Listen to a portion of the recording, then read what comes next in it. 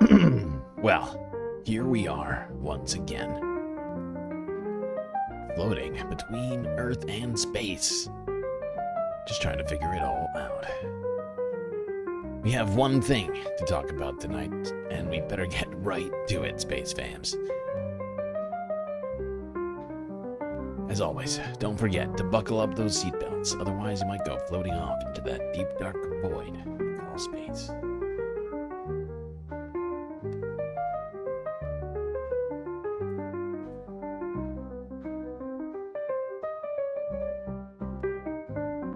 Alright, I'm gonna do some shout-outs first before we move along. Frizzla, Carl Gaslightocracy, and Hermit Horologist 123 in the YouTube chat. The Lucky Minute, close fourth. Look Bovine also here. Epi Mew, Morbius Dragon, Selena Mary, Arvin Trevino, Susie Jones, Mozart, Orb Rumor, EDC. And that might very well be everyone. Probably because I put this thumbnail up very shortly before starting the show. Maybe like 15 minutes before. Didn't give people a lot of time to get ready for this one, mostly because I wasn't entirely prepared to even do a stream today. I was like, I'm gonna take Moon Day off. You know, as a galactic being, I should take a day off. And then this news broke, and I was like, oh, I guess that plan is done. And now we have to do a stream, but it's gonna be just this. Although maybe I'll come up with a way, because I actually do have other content that I could do. Maybe we'll do a goal. It still wouldn't be a normal length stream, just so everybody knows that.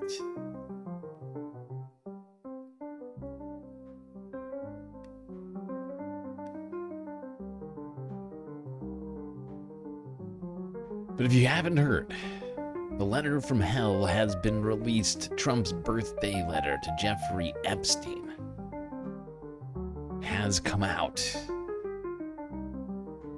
Is it worse than originally thought?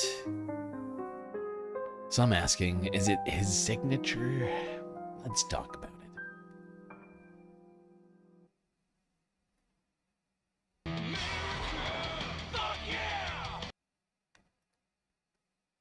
And let's start way back, way back, a whole entire month ago. After this story first broke, the Wall Street Journal, of course, the one to have broken this story originally, was threatened by dear leader Trump.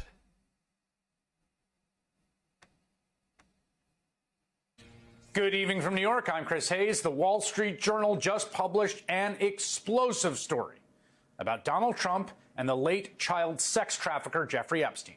Now, we have known that they were friends for years, hence the photo you're looking at. We have exhaustively documented on this very program their long relationship, including the footage you are seeing of the two men dancing and leering at women at Mar-a-Lago. We know that one of Epstein's late accusers, Virginia Giuffre, says she was recruited into Epstein's circle at Mar-a-Lago when she was a teenager. And of course, Donald Trump went on the record with New York Magazine in 2002 to talk about how much Epstein likes to date young women. Quote, I've known Jeff for 15 years, terrific guy. Trump booms from a speakerphone. He's a lot of fun to be with. It is even said he likes beautiful women as much as I do, and many of them are on the younger side. But tonight, the Wall Street Journal says it has newly discovered textual evidence of the friendship between Trump and Epstein and the kinds of interests they shared in Donald Trump's own words. According to the Journal, Epstein's disgraced associate, Ghislaine Maxwell, put together a leather-bound book of letters from Epstein's associates to give the disgraced financier for his 50th birthday back in 2003. Now, to be clear, this is before he is first arrested for molesting and abusing girls in 2006. Illegal. The Journal says these documents were among those examined by Justice Department officials who investigated Epstein and Maxwell years ago, according to people who reviewed them. Now, to be clear, NBC News has not reviewed the documents in question. I'm quoting here from the Wall Street Journal's reporting. Here's the description. The letter bearing Trump's name, which was reviewed by the Journal, is bawdy, like others in the album. It contains several lines of typewritten text framed by the outline of a naked woman, which appears to be hand-drawn with a heavy marker. A pair of small arcs denotes the woman's breasts, and the future president's signature is a squiggly Donald below her waist, mimicking pubic hair.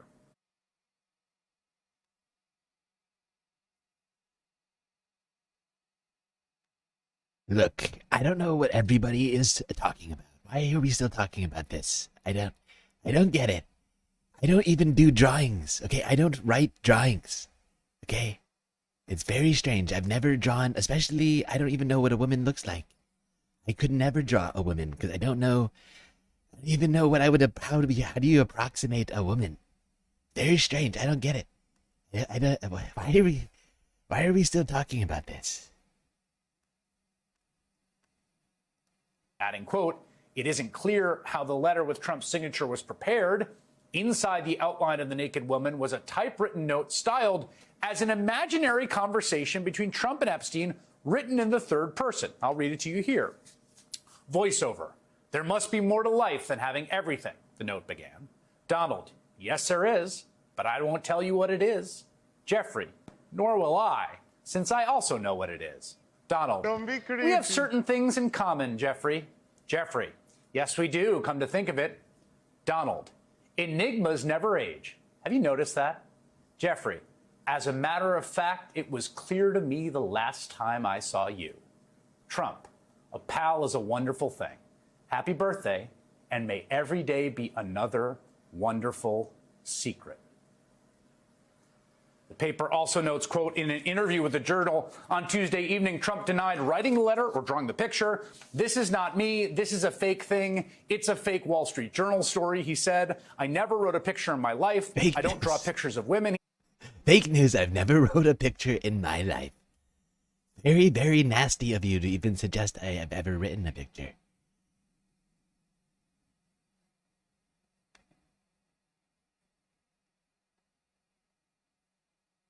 I don't write pictures.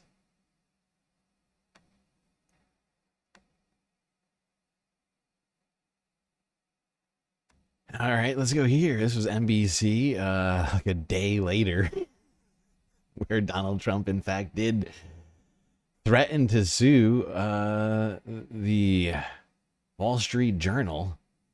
Firestorm over the administration's handling of Justice Department files on notorious sex offender Jeffrey Epstein. The president filing a $10 billion libel lawsuit against the Wall Street Journal's parent company, owner Rupert Murdoch, and the reporters behind its article, describing an album prepared by Epstein's former girlfriend, Ghislaine Maxwell, for his 50th birthday back in 2003. According to documents the Journal says it reviewed, the album contained letters from Trump and dozens of Epstein's other friends and associates. NBC News has not independently verified the existence of the documents.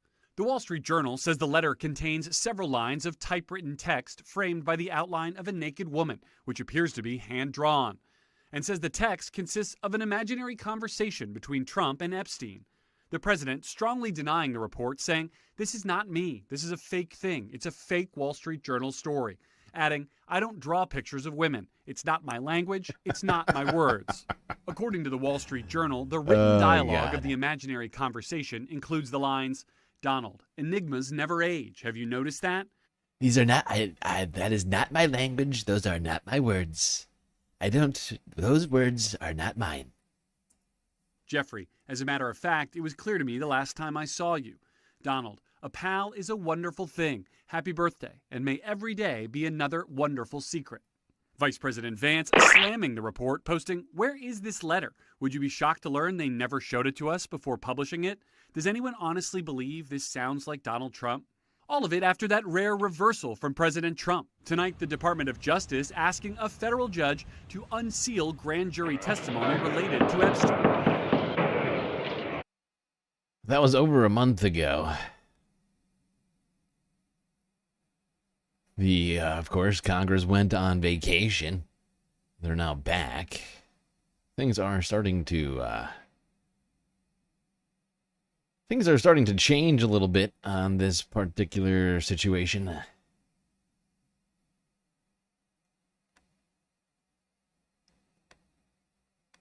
as Congress returned this week, they did receive the files. Actually, I believe it was last Friday, now that I think about it. It was over the weekend.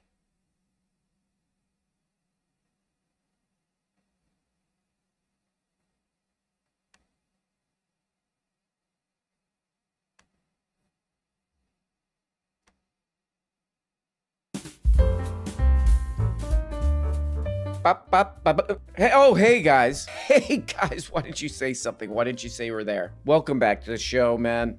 Hey, welcome back to the show, man. It's Monday. Okay? Okay? Anyway, what'd you guys do this weekend? Go ahead. Shout into the screen now what you did this weekend, please. Go ahead. Please shout into the screen now what you did this weekend, please, man. Go ahead. Okay?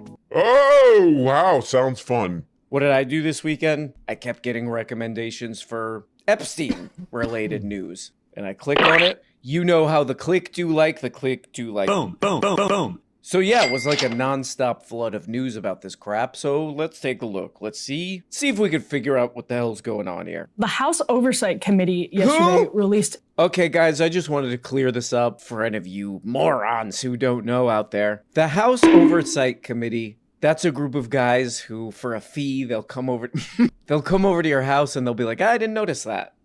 So that's a joke right there. The House Oversight Committee yesterday released documents that the Justice Department turned over to the committee about the investigations into Jeffrey Epstein and Ghislaine Maxwell. Right. That said, Representative Ro Khanna tells us that we can quote him, less than 1% of those documents, are new. So much of what was released yesterday was already public. Whoa. Is her name Emily? Hey, Emily. When do I get a chance? Hey, Emily.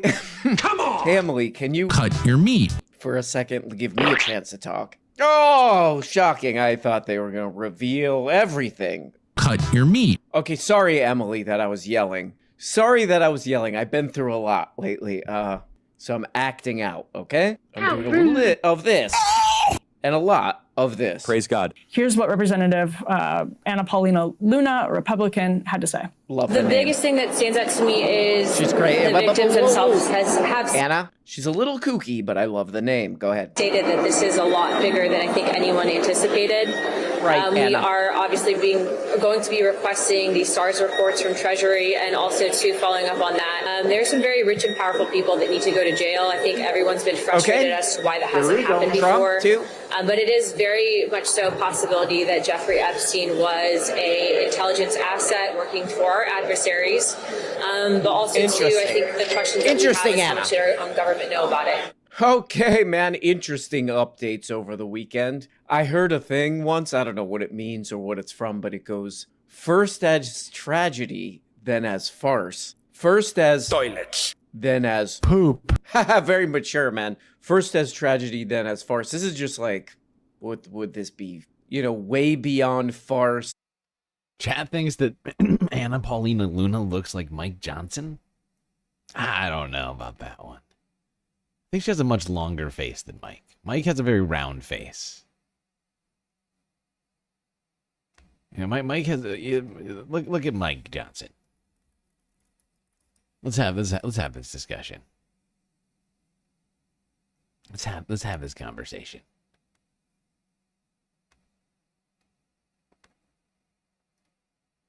There's Mike, right? Look at Mike. Look at him. Look at this man. Look at his round face. And then look at Anna. Round face. Anna. Round face. Anna. I'm just saying. Maybe we're seeing different things. Although I see some similarities. They do have like similar noses, I guess. They could be cousins.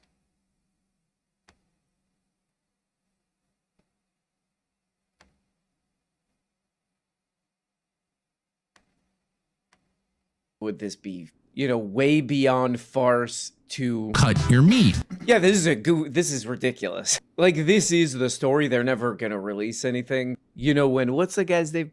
Tomas Massey and Roe Tomas and Roe, they were like, we're going to do a vote, make them release all this Epstein crap. Right when I heard that, I was like, yeah, I don't know about this. Is anything actually going to come out of this? And obviously the answer is no. These two guys were like, we're going to do vote, man. We're going to do vote. They're going to have to release all this crap. And what they ended up, I don't know, getting from that vote is like they gave them the assembly instruction manual to an IKEA storklet. What is this stupid thing called? Storklinta. That's like a John Oliver kind of joke right there. That's a John Stewart, John Oliver. Cut that out. Storklinta. That doesn't even mean anything. That's not even Swedish, man. That's made up crap. That name fake like that particle board. They make that stuff. Okay, anyway. That's enough, man. Okay, anyway, let's go back to that. You know what? I never thought of Anna Paulina Lunatic. Okay, it's, you know, it's a very nice name. Okay, let's get back to that, please. And I thought it was interesting that Representative Luna, if you notice in the very end of the clip there, she said it's possible that Epstein was a foreign intelligence asset for one of our adversaries. Mm-hmm. Interesting. Which seems directed at debunking the claim. Yes. That he was an asset for very Israel. Sneaky. Even though you were talking about Breaking Point's Emily? You were talking about Breaking Point's Emily looking like Anna Paulina Luna?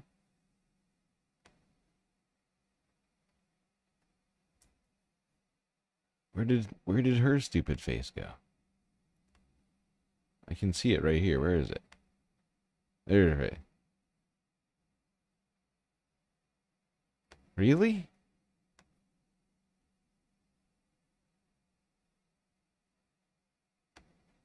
You think that Anna Paulina Luna and Breaking Point's Emily look the same? I don't see it. I'm not seeing it. Okay, that's, you know, it's a very nice name. Okay, let's get back to that, please. And I thought it was interesting that Representative Luna, if you notice in the very end of the clip there, she said it's possible that Epstein was a foreign intelligence asset for one of our adversaries. Mm-hmm. Interesting. Which seems directed at debunking the claim. Yes. That he was an asset for very Israel. Sneaky. She's like the moon. Whoa, Ryan. No. Whoa, Ryan. She's very sneaky. She's very going like a. Even though in the emails that we've gotten so far, one of his biggest interlocutors is Ehud Barak. Mm-hmm. Ehud Barak's not just a former prime minister. Perhaps more importantly, Barak is a key player in the advancement of Israel's cyber technology over the last 20 decades. He sits on a bunch of those boards. He's involved with a bunch of these companies. Okay, so there we go, man. That's the story over the weekend. That was the story over the weekend. Indeed. And then everything changed.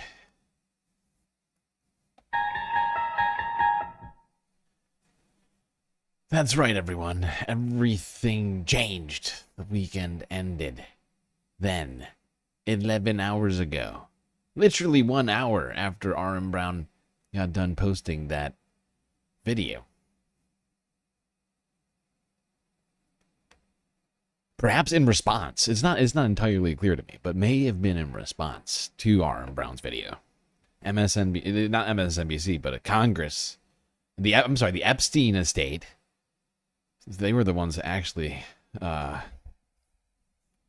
released this. They released this to Congress, I believe.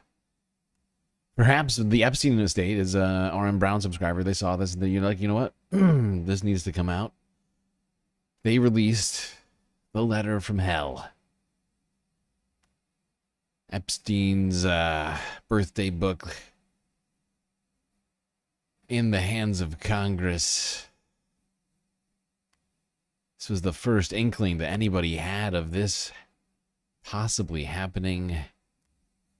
Joining us now, NBC News Capitol Hill correspondent Julie Sirkin, MSNBC Justice and Intelligence correspondent Ken Delanian, and former federal prosecutor Temadayo Agenga-Williams. He was also senior investigative counsel for the January 6th Select Committee.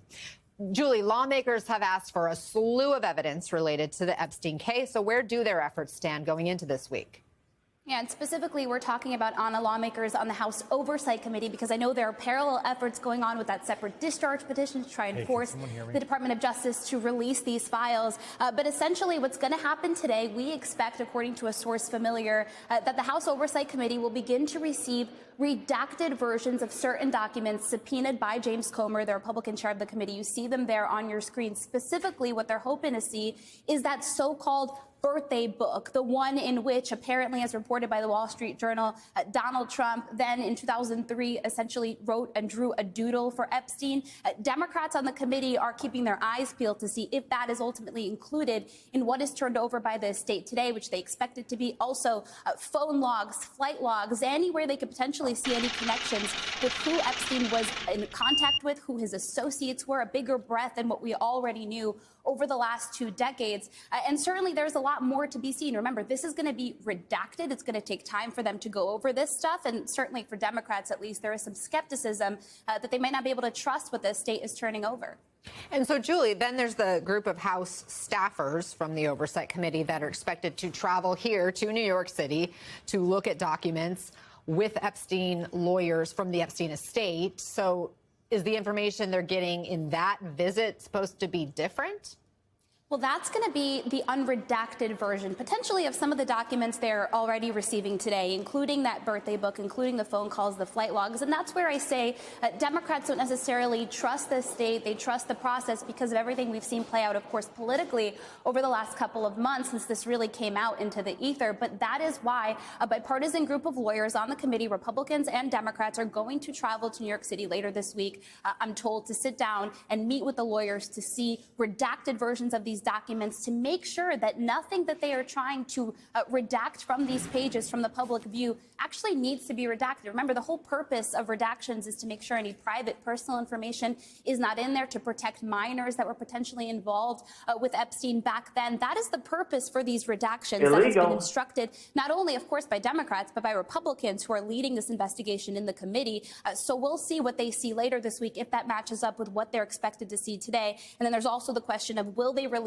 these to the public? We know the committee already released about 30,000 pages of documents handed over by the DOJ.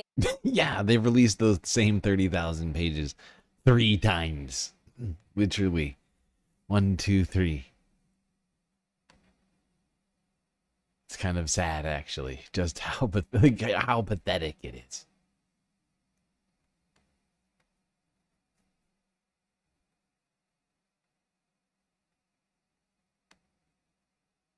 It's not pathetic. I don't know what you're talking about. Okay? Look, I don't even know why we're still talking about Jeffrey Epstein. Right? The files? The files were in Joe Biden's garage.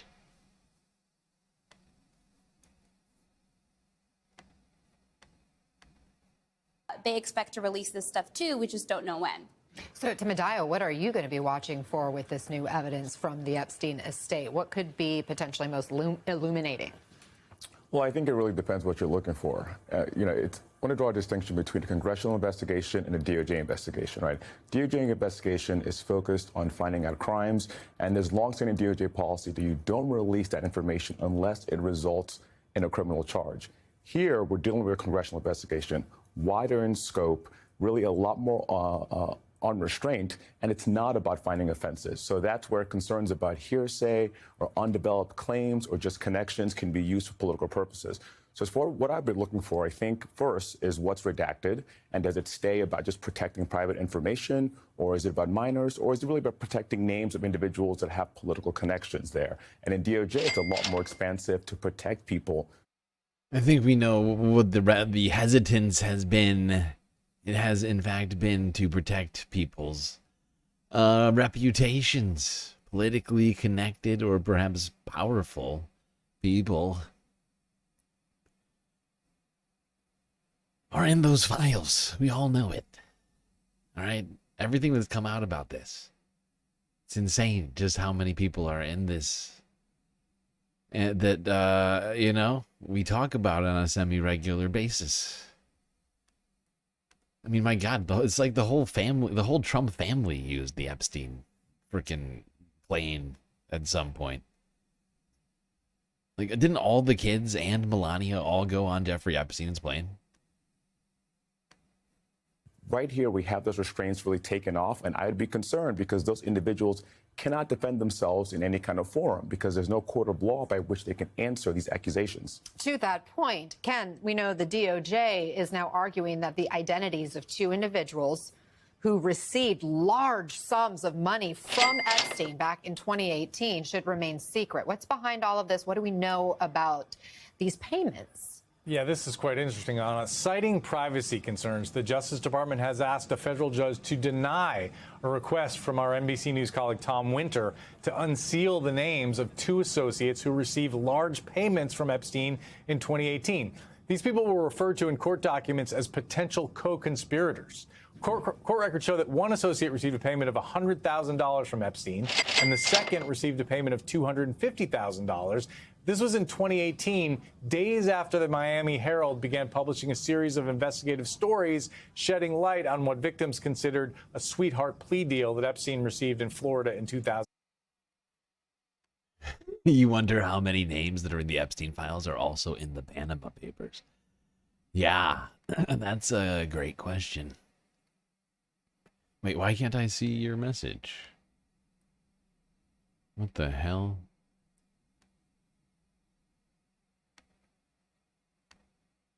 Ah, I fixed it. Yeah, the Venn diagram would be interesting to take a look at. Hey, now, as part of that plea agreement, Epstein secured a statement from federal prosecutors in Florida that the two individuals we're talking about here would not be prosecuted. One of these people was said to be an Epstein employee. Prosecutors said the payments may be evidence of efforts to influence witnesses. Now, of course, Anna, this is exactly the kind of information that victims and many members of Congress believe should be made public. Temadayo, they were protected from prosecution. They were paid six figures by Epstein. The DOJ now saying we got to keep their identities under wraps to protect their privacy. What do you make of that argument, given the situation we all find ourselves in? Well, there's a long history of that. They were not charged. If DOJ at the time believed they had evidence of their crimes, they could have been charged, they could have been arrested, brought into a court of law, given a forum to defend themselves. Now they don't have that. So if there's a decision to release those names, we should consider the implications in a lot of cases. A lot of people. Let's also not forget that the DOJ has discretion on who they prosecute. And they may, I mean, it's not clear. You know, the Trump DOJ is technically the one who handled this at the very beginning for like 2 full years.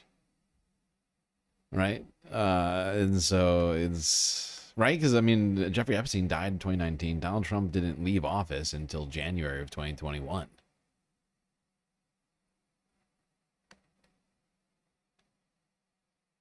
So it's not unfeasible. It's not impossible that the Trump DOJ of 2019 and 2020, and actually technically before, because Donald Trump, knew about all of this and had actively helped in obfuscating this while Epstein was still alive. I think it's highly likely that a Trump DOJ would have opted not to prosecute some people, or to just avoid it entirely, which is basically what they did. Once Epstein died, everything just they just stopped talking about it. That's how I remember it, at least.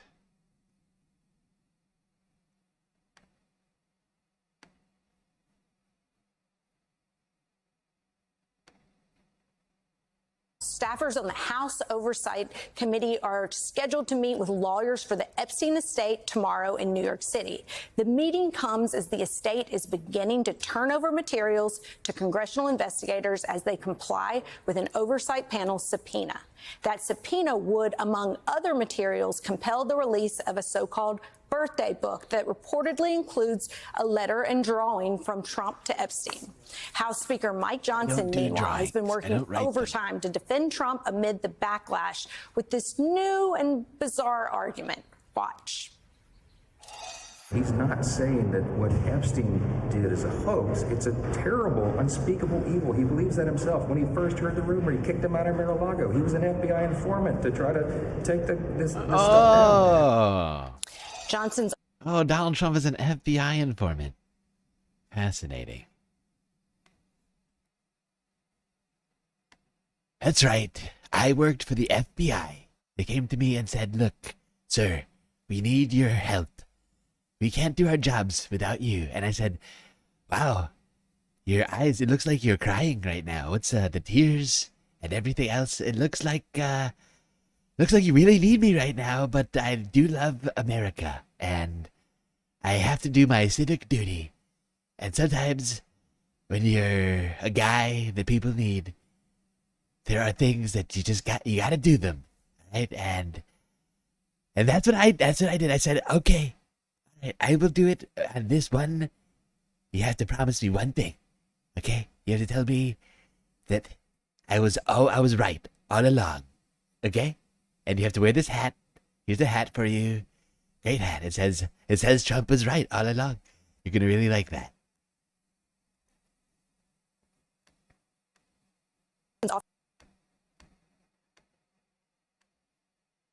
Office has since put out a statement saying the speaker reiterating what the victim's attorney said, which is that Donald Trump, who kicked Epstein out of Mar-a-Lago, was the only one more than a decade ago willing to help prosecutors expose Epstein for being a disgusting child predator. It's a bit of a stretch from being an FBI informant. House Oversight Committee ranking member Robert Garcia joins us now. So, Congressman, it seems like tomorrow is shaping up to be a big day, and will part of the materials that the Oversight panel receives be the birthday book? Are you going to get this tomorrow? It's looking highly likely. We've been working, of course, with the Epstein estate.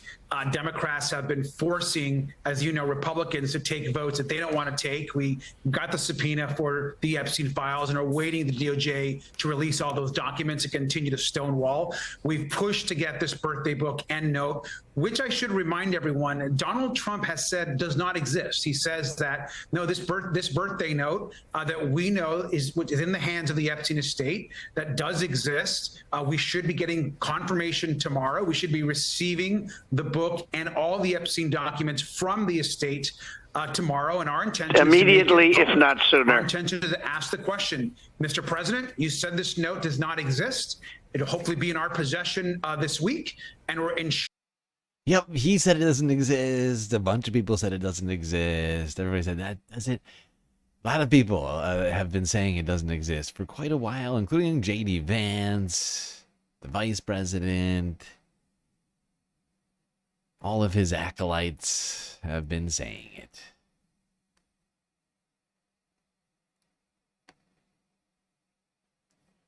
Representative Garcia is correct. Let's I'm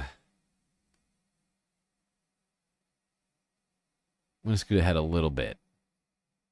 I just don't feel like watching this whole MSNBC segment right now.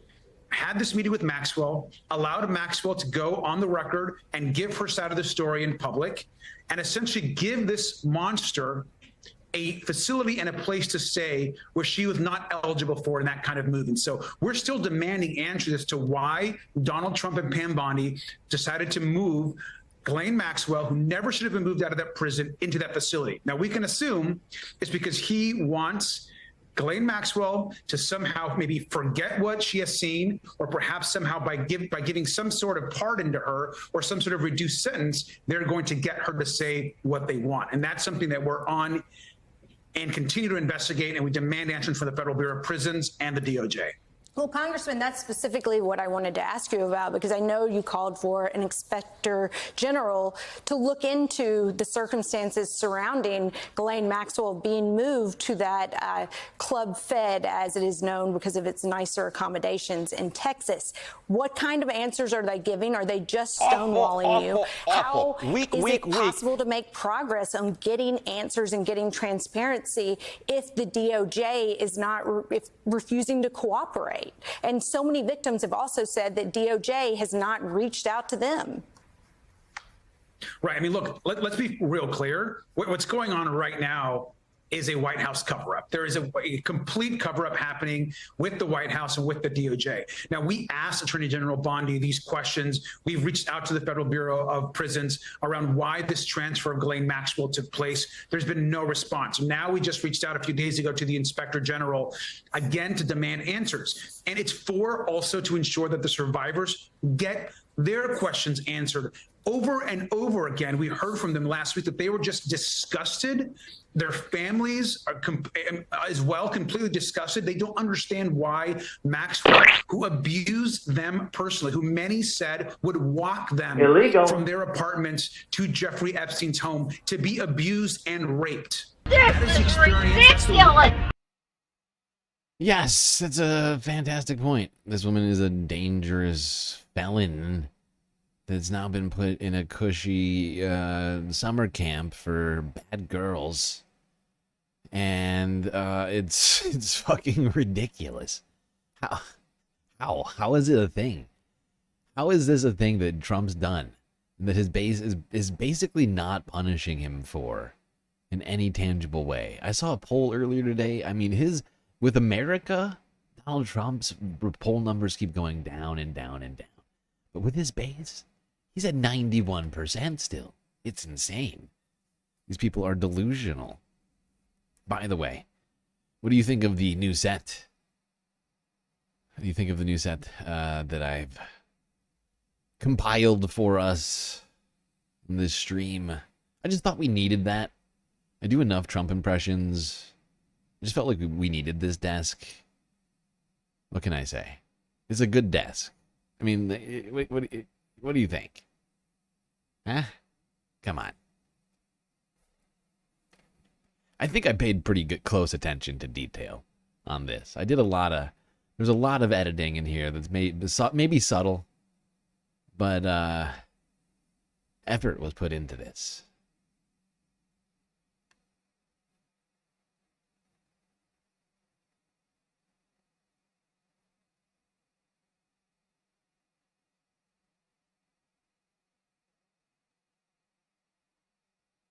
It could use more gold. Yeah, as we've been talking about this in the patron, I leaked it to the patrons in the secret Discord channel for the patrons inside of the greater Galactic Discord server. And there's already been complaints about there not being enough gold in pictures. And I'm trying. I'm trying. Okay, I did what I could. All right, you'll see there's some French filigree on the walls, gold filigree. Got a couple of accents on the walls, a couple on the desk as well. I decided to put the Louis the 4th. Is this the 15th? I forget which one this is now.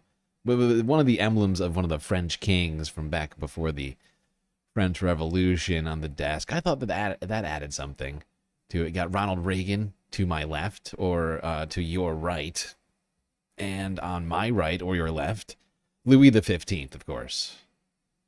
But I'll add more pictures. I'll add more pictures in gold when I have more time.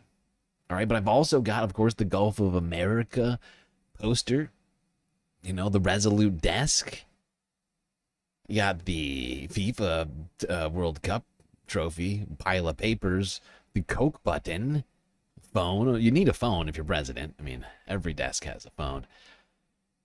And, of course, the flags, you know, American flag and the Space Force flag. I don't think he actually has the Space Force flag behind the desk, but considering the theme of the stream, I felt it prudent. And then the gold curtains, of course. But yeah, you're right. It needs more gold. It's even more gaudy in real life. I've been trying to... I painstakingly compared it to the actual pictures, okay? That's how I've gotten as close as I am right now.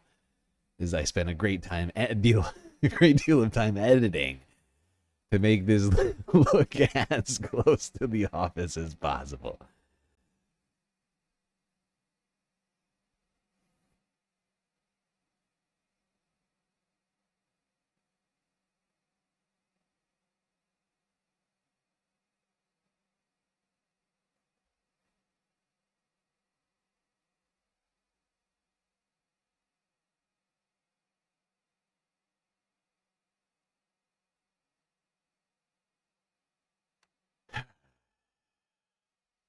was thinking maybe I'd try and make a pile of gold, like the gold accents, and like just stick it in the corner behind the map. Like it's like the in progress pile. These more trinkets. Yeah. I'm gonna work on it. It took me a long time just to get it to look that good.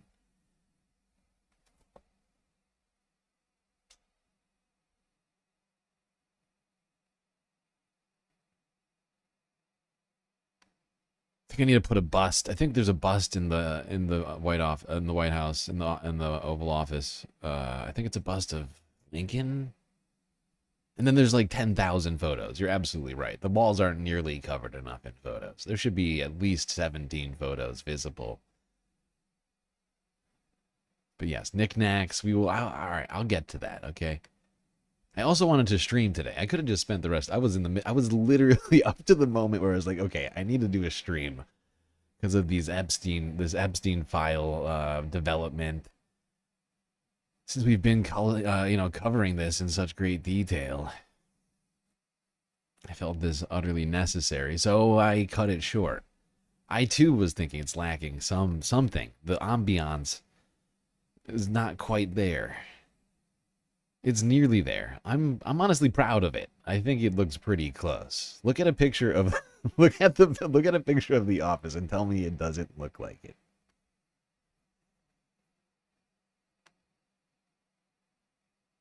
Okay, I'm done. I'm done talking about my editing over here.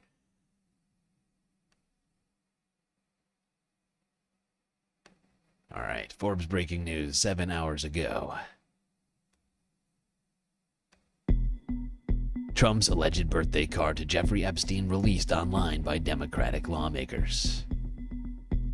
On Monday, House Democratic lawmakers on the Oversight Committee released what they claim is a birthday card Donald Trump sent. This is inaccurate.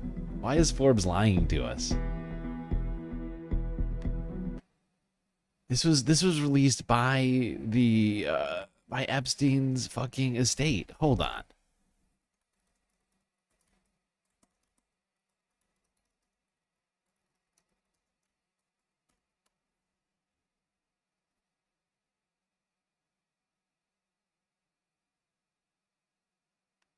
I just sworn that it was. Someone said it was the estate that had released this. Am I losing my mind? All right, whatever. I'm gonna assume that somehow they're correct about this. This must be directly from the files, I guess. Somehow I feel like multiple people have claimed that this is from directly from the estate. Maybe actually I think what might have happened is that the estate may have released the book, like the whole book, to a journal, like an outlet.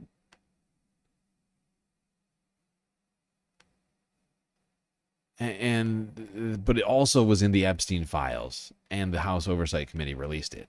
That could be what's happening here. But it's not clear. I'm gonna have to look into this more, maybe right now. Because I'm thrown off by that. I didn't actually watch all of these yet. I woke up late and I started working on the Oval Office scene on the Oversight Democrats X account. Sorry. On the Oversight Democrats X account, the picture was accompanied by a message. Here it is. We got Trump's birthday note to Jeffrey Epstein that the president says doesn't exist. Trump talks about a quote-unquote wonderful secret the two of them shared. Reports of a birthday card from Trump to Epstein were first published by the Wall Street Journal in July. Trump, the Wall Street Journal claimed, contributed his message in a birthday book. Compiled by Epstein associate Ghislaine Maxwell, who is currently serving a 20-year prison sentence for aiding Epstein in sex trafficking. I mean, this woman is dangerous, ladies and gentlemen. Trump has denied sending the alleged card and launched a defamation lawsuit against the Wall Street Journal. The Wall Street Journal now reports that the alleged birthday card was given to House lawmakers by Epstein estate attorneys. Okay, okay, that's the part of it. So it was the Epstein estate that released it to the House, and then the House released it of their own volition. The image of the alleged card contains a conversation between Trump and Epstein within the shape of what appears to be a female torso. Happy birthday, and may every day be another wonderful secret its message contains.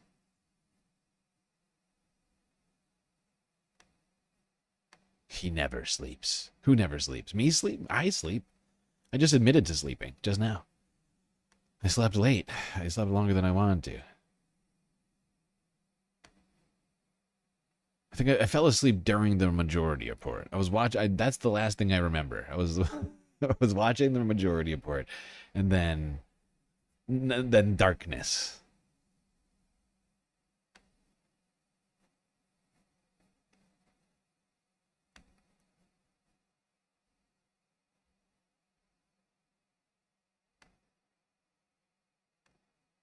A House panel investigating deceased sex trafficker Jeffrey Epstein has received a key document today, according to House Democrats. That document is a copy of the so-called birthday book. It's expected to be redacted. It was compiled by convicted co-conspirator Ghislaine Maxwell for Epstein's 50th birthday in 2003. You may recall the Wall Street Journal reported over the summer this book included a crude card from President Trump. The president has denied writing this card and has sued the newspaper. We've reached out to the White House for comment, but have not yet heard back. NBC News does not have this letter. So let's bring in NBC News Capitol Hill correspondent Melanie Zanona and NBC News national law enforcement and intelligence correspondent Tom Winter. Melanie, we'll start with you in Washington. Walk us through what we know about these new documents and what comes next. Yeah, so the House Oversight Committee did confirm that they received a wide range of documents from the Epstein estate. They had issued a subpoena for those documents. And according to a spokesperson for the committee, they received the following: the birthday book that you mentioned that was compiled for Epstein's 50th birthday by Ghislaine Maxwell, Epstein's last will and testament before he died by suicide in prison, the 2007 non-prosecution agreement that was made back before he was initially tried for his crimes, entries from address and context books that belonged to Epstein, and then information related to his known bank accounts. So this is just the first round of document production. The estate will continue to produce more documents on a rolling basis. And the committee also signaled that it does plan to make all these documents publicly available once it sorts through all of them. But I will point out the Democrats on the committee already went ahead and posted one of the entries from the birthday book that allegedly Trump made for Epstein. They posted that online. Okay, hold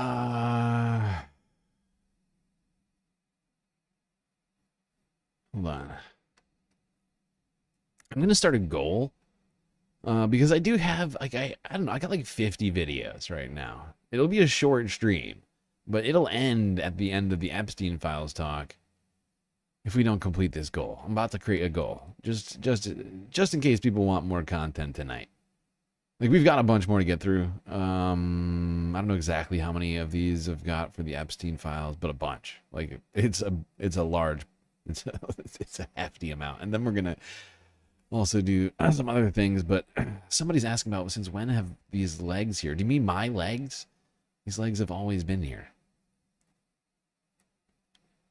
I don't know what you mean. Look back to basically any stream, and those legs have been there.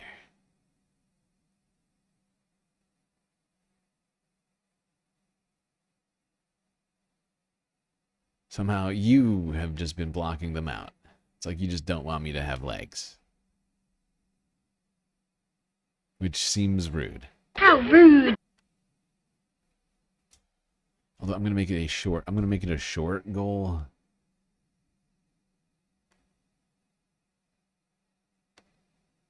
And a small goal. An hour for 5 super chats.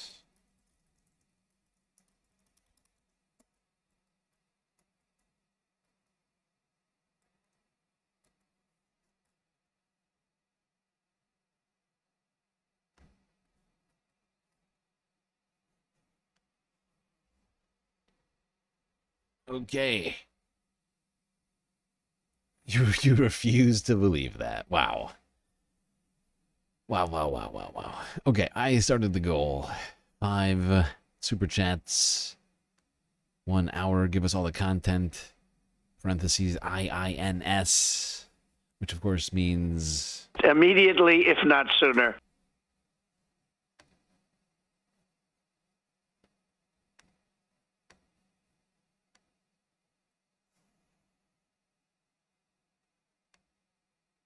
It was a rather suggestive, provocative message, something that Trump has denied he ever made. We have reached out to the White House for comment. They have not responded. But this is clearly a big development in the congressional probe for more information about the Epstein case. And we could see more later this week when staff members on both sides of the aisle are going to travel to New York to view these documents in an unredacted setting as well. Tom, let me bring you in as well. I know you have some exclusive reporting here that 2 associates received large payments from Epstein back in 2018. I know NBC News is trying to get the names of those associates unsealed. What have you learned? Right, Kate. So this goes back to 2019, and shortly after Jeffrey Epstein was indicted, federal prosecutors were making the case successfully to Judge Berman here in New York that Jeffrey Epstein should be held pending trial. They filed this document here. You can see the 2 black lines that are written on it. And according to federal prosecutors back in 2019, there was a payment to an individual for $100,000. Within several days of that, Miami Herald, the bombshell reporting on Jeffrey Epstein being made public. And then a couple of days after that, there was a separate $250,000 payment coming from a banking institution to another individual. And according to the filings from federal prosecutors, these 2 Epstein had sought protection for in that MPA. And on top of that, apparently have been featured prominently in the Miami Herald series. We have tried here at NBC News in a letter that I wrote to the court that was accepted by the judge to get that unredacted to definitively find out who those individuals were. You'll notice the first line is about 40 characters. That's a heck of a lot longer than most names. So is there another financial institution involved, a trust, all things we would like to know in the normal course of our reporting. We thank you for watching, and remember, stay updated on breaking news and top stories on the NBC News app. A lot of shady things going on with money in this situation. Epi Mew breaking the ice on the goal immediately, if not sooner. Ghoul number 1 is very easy. Ghost emoji. Is that a tiny 1? I think I see a tiny 1 as well.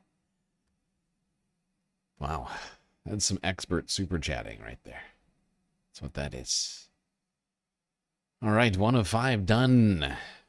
Only 4 more to go. Where were we?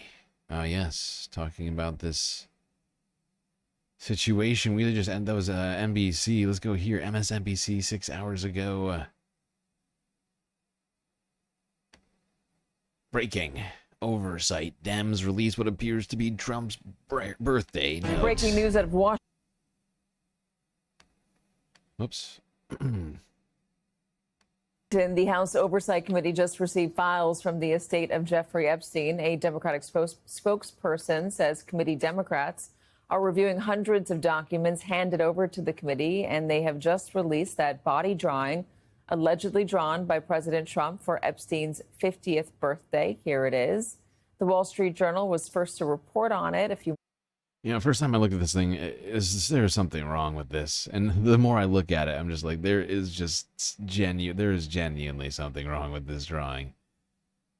Who draws a woman like that? I know Donald Trump doesn't write pictures, but who the fuck draws a woman like that? Months ago, and today we're getting a first look at it. Joining us now, staff writer for The Atlantic and MSNBC political contributor Mark Leibovich, the Bulwark senior reporter Will Sommer, host of the Bulwark podcast, and an MSNBC political analyst, Tim Miller. Mark, I know you are thrilled and honored to be on the show today to get a first glimpse of this.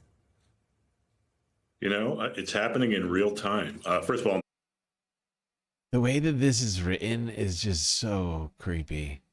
Everything about it. It's somehow just worse. It's just all worse. Like, upon first seeing this thing, I was like, this is just worse. This is just worse. I mean, just to start with the text, you can see very clearly now how this was all,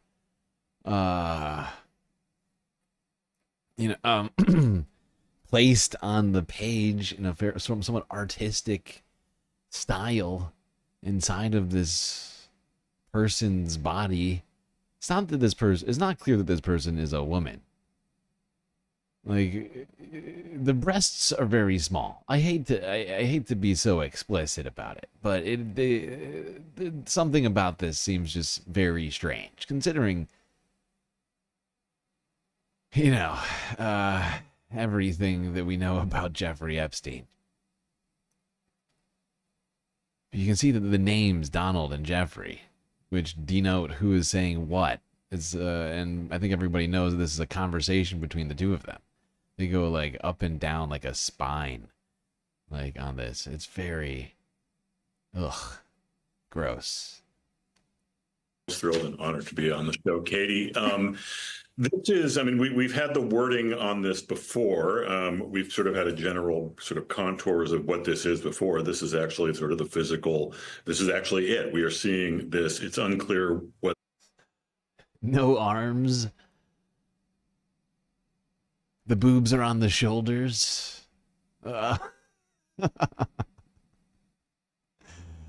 God. Yeah, no arms. I mean, Donald Trump, he's not known for writing pictures, okay? Not an expert picture writer.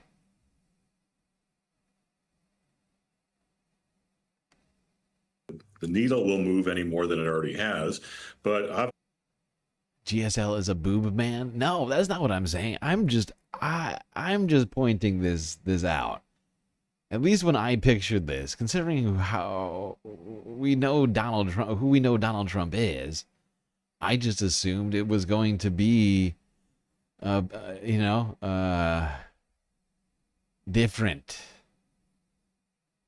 I assumed it was going to be different. I assumed it was going to perhaps be a picture of a woman with large breasts. Instead, it was this, and I don't know.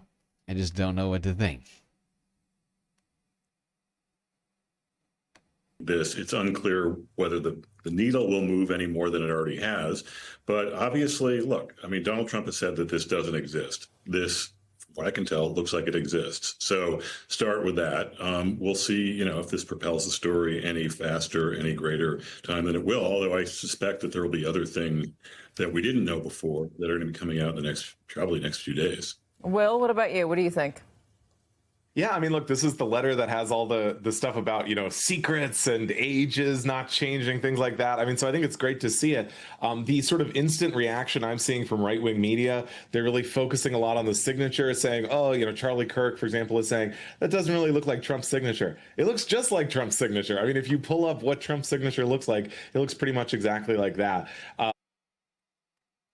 Yeah, and we're going to do that a little bit later, because this is apparently a point of contention, but I'm going to point this out to you. This is the first time that any right-wing influencers have been mentioned. And that is actually, there's a reason for that. There is a reason for that, because I actually went and looked for people's response to this big breaking news. It's taking over the country right now as we speak. I was like, Googling Ben Shapiro Epstein letter, Megyn Kelly Epstein letter, Dave Rubin Epstein letter, Tim Pool Epstein letter. All of them. None of them. Couldn't find a single video. So, I think this is going to keep the story going, the Epstein story that Trump has obviously tried to avoid. That and Mike Johnson claiming and now backing off the idea that Trump was some sort of FBI informant against Epstein. I think the story is sort of turning against the administration once again. Yeah, I mean, I am pulling up Donald Trump's signature right now, and gosh, the D is exactly the same. I mean, I don't know. Listen, I'm not a handwriting expert, but this was in the birthday book. The Wall Street Journal reports. Donald Trump has a very, very stylized and specific and honestly kind of unique signature. Most people do not sign their name like Donald Trump. That is absolutely, I mean, maybe we should get into this one right now because they keep talking about it. All right, we're going to take a detour here.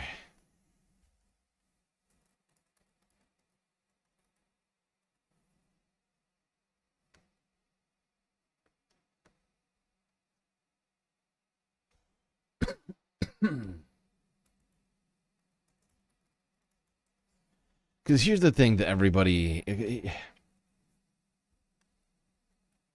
I just shouldn't do this, because actually I have a plan for this later.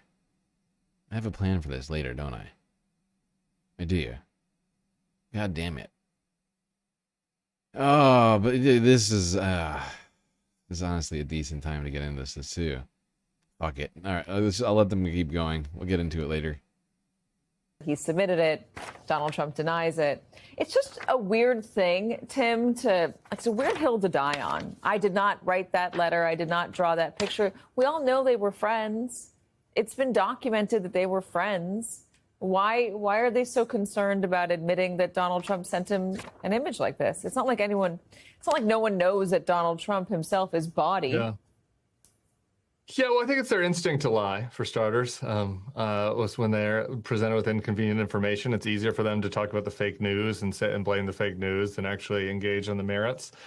On this one in particular, it is true that it's not known that Donald Trump was bawdy, but there is this mythos that Will could talk about for sure on the right, on some on the MAGA right and the QAnon right, that Trump was like fighting against, the elite pedophile rings out there, and that he was, some warrior on the inside who was going to expose all these people. And now here he is, not only not exposing them all, but writing this note to Epstein here that is just extremely familiar, right? Like it's one thing. It is true that famous people sometimes sign birthday cards for people or sign generic notes for people. That is not what we're seeing here. I mean, we have this drawing of what appears to be a young woman, I would say, and Donald Trump talking about how they share certain things in common, about how they have all these wonderful secrets together. I mean, it's a letter from two guys that get in trouble together and have a bromance. That's what this is. It's not some generic letter. And so I think that's why they probably are more sensitive about it, because it's not as if it's just two famous people getting their picture together at another famous person's party. Yeah, it's more intimate. I hear you on that. But I don't think would it be surprising that Donald Trump wrote something like this to one of his friends? No, even if that friend did turn out to be a creep, I'm not sure it would be surprising.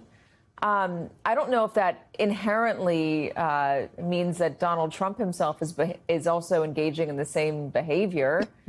He was interacting with lots of people. I think making that jump is easier to do if the person is being cagey about it and strange and not admitting to just some obvious things. When you're not saying, yeah, I wrote this, I did do this picture.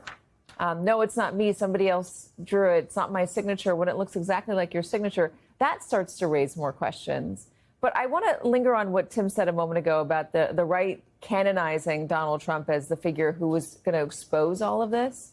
Speaker Mike Johnson had this very weird moment on Friday where he suggested that Donald Trump was actually an FBI informant against Jeffrey Epstein. He was the one that tipped off the FBI back in the early 2000s. He walked that back and cleaned it up a bit in a statement today, but it just was out there for 3 or 4 days out there in the press. Where does that come from, this idea that Donald Trump was the one? By the way, we had Tom Winter on earlier today. He's reviewed the documents, and the initial tip came from, according to the government documents, came from the family members of some of the girls who were victimized. I don't know if that was for me or Will. I'm sending that to you. I'm sorry, Will. Sure. It was a big wind-up. Sure. So in this case, I mean, look, conspiracy theorists, QAnon believers, Trump supporters have had a problem for a long time, which is how do you square Donald Trump's friendship with this, convicted charged sex trafficker and pedophile, all these things, convicted pedophile. And what they came up with was, well, maybe Trump was kind of going in on the inside to expose Jeffrey Epstein. Maybe he made Alex Acosta, the prosecutor who gave Epstein a sweetheart deal. Maybe he put him in the cabinet to draw attention to how awful this deal was. So they kind of exist in this alternate universe. And that's only gotten worse since Trump tried to close the Epstein case along with Pam Bondi. And so, again, it's bizarre to me that this has reached the point where the Speaker of the House is now saying, well, maybe Trump is an FBI informant. Maybe he was working to take down Epstein. But really, I mean, they're grasping at straws because, as you said, Katie, the whole thing is really weird. The idea that Trump was friends with this notorious pedophile, and all of a sudden his administration is doing everything they can to stop this discussion about it. Mm-hmm. Yeah, I guess if you're innocent, why do you protest so much about it? Why doth thou protesteth so much? There's nothing Why is this not your signature? We've seen the images. We've seen them partying together. Donald Trump has given quotes to magazines about the kind of guy that Jeffrey Epstein was. It's all been out there, Mark.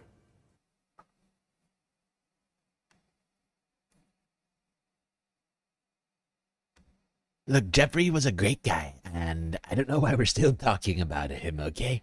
Look, I made the economy beautiful and great, better than, as many say, than ever before seen in the history of the world. We've ensafened the nation. We've gone to war with Iran and with Venezuela. And I don't know why everybody is talking about Jeffrey Epstein still. I don't get it. I don't even write pictures. It's not a thing that I do, okay? Words, I don't say words or write pictures or draw with words or letters, numbers, lines. I've never even held a pen in my life. I don't even know what you're talking about, okay?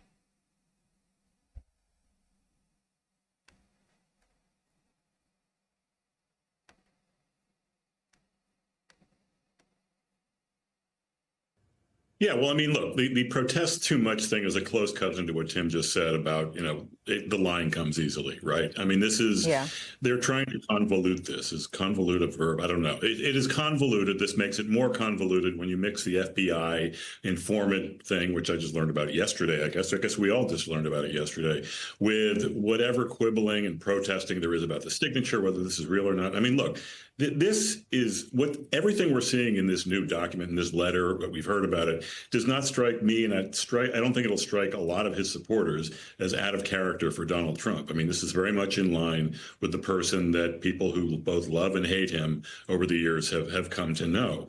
The FBI pieces, I mean, that kind of came out of left field here. But what a lewd and lascivious, detestable asshole. We have a demented, unintelligent person running the United States of America. Ultimately, I mean, this is part of, I think the more details, the more tortured you get into what's true, what's not true, what might be true, the conspiracy theories, the more the issue itself might sort of recede and become just a little bit too convoluted for the base to talk about, which is what's dangerous to Donald Trump, because the base sort of rebelled against him over Epstein, and we'll see where this leads from it. I want to get you, though, Mark, on your piece today, which was, I thought, the most interesting way to talk about this, at least for the moment. Right. Okay. Well, let's keep going through these here. Everybody's got a take on this. This is something that I want to nail down, okay? We've been going through these. We've seen CBS, NBC, MSNBC.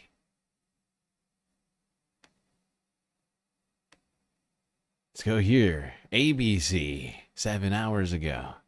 Now, with breaking news on ABC News Live reports, the Republican-led House Oversight Committee receiving new documents and communications from the Jeffrey Epstein estate. The committee issued a subpoena to his estate seeking banking and financial records, along with flight logs and calendars, and a copy of that alleged birthday book that the Wall Street Journal reports was compiled for Epstein's 50th birthday. The Journal reporting that the book contains a letter and a drawing from President Trump. The House Oversight Democrats now sharing that image that they claim to be this said letter. The White House denying the signature on it. The president also denies writing the letter and filed a $10 billion defamation lawsuit against the Journal's owner. Our ABC News Washington, D.C. Bureau Managing Editor Catherine Falters following the latest. And ever since they subpoenaed these estate documents, you've been following this very closely. So what's the latest here that we've learned from this batch of documents, Catherine? So the latest, Kana, that we have is that letter that was allegedly signed by Donald Trump and included in a birthday book for Jeffrey Epstein's 50th birthday that was allegedly sent to him back in 2003. Now, remember, the Wall Street Journal reported on this letter, did not have or publish, rather, the letter at the time. So what happened here was the Republican-led House Oversight Committee issued a subpoena to Jeffrey Epstein's estate. They subpoenaed the estate for the birthday book, for some financial records and other documents, and then got them returned to them today. And this letter was included in what they received. Now, the letter has been posted. It's right there on the screen. It's been posted on X by the House Oversight Democrats, who say that they received this letter from Jeffrey Epstein's estate when these documents were turned over today. You could see Donald Trump's, what is allegedly Donald Trump's signature there on the bottom. Now, I will say that the White House is disputing that is his signature, but the reality is this is the letter that we are now seeing for the first time since that report from the Wall Street Journal back a couple months ago claiming that. Yep, he's been very upset for about 2 months over this letter, and now we're all looking at it. I wonder how Donald Trump is doing back in the White House.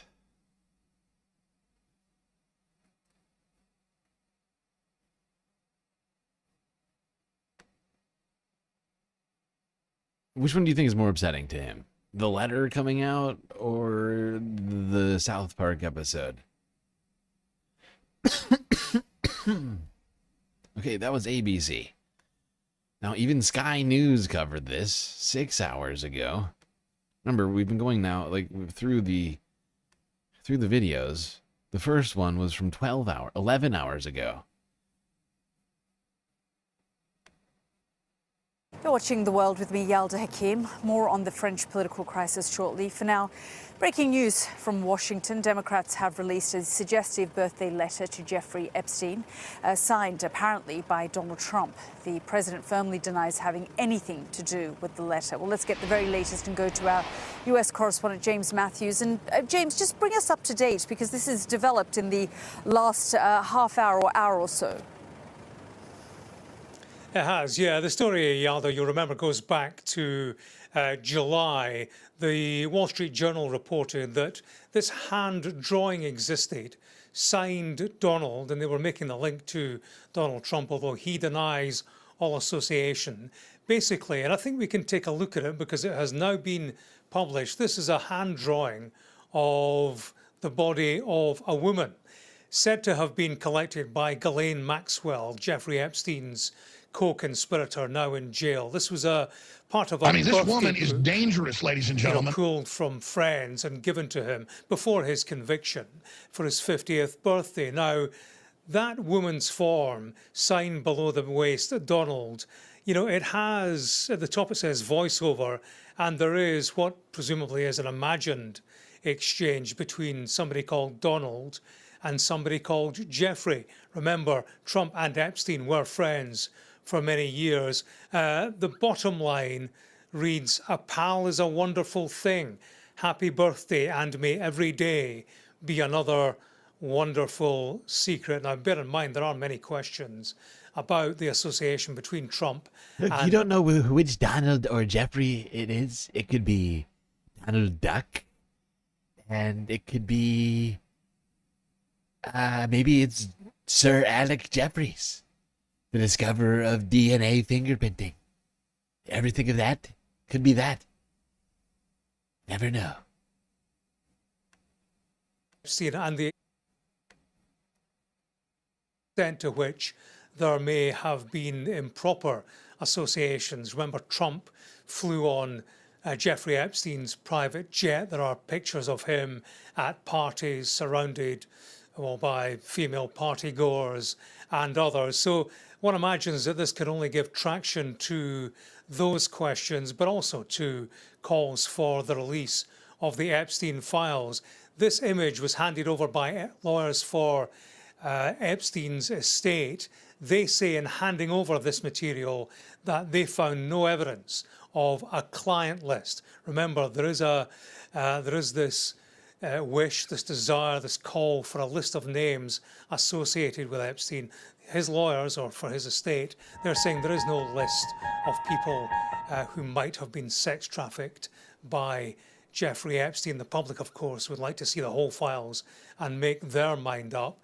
In terms of immediately, Trump himself, if not sooner. this is evidence of sorts. He has denied all association with any drawing, of course.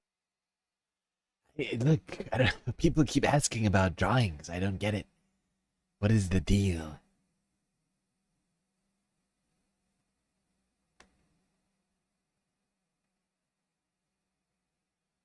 need to write that down. I need to change that.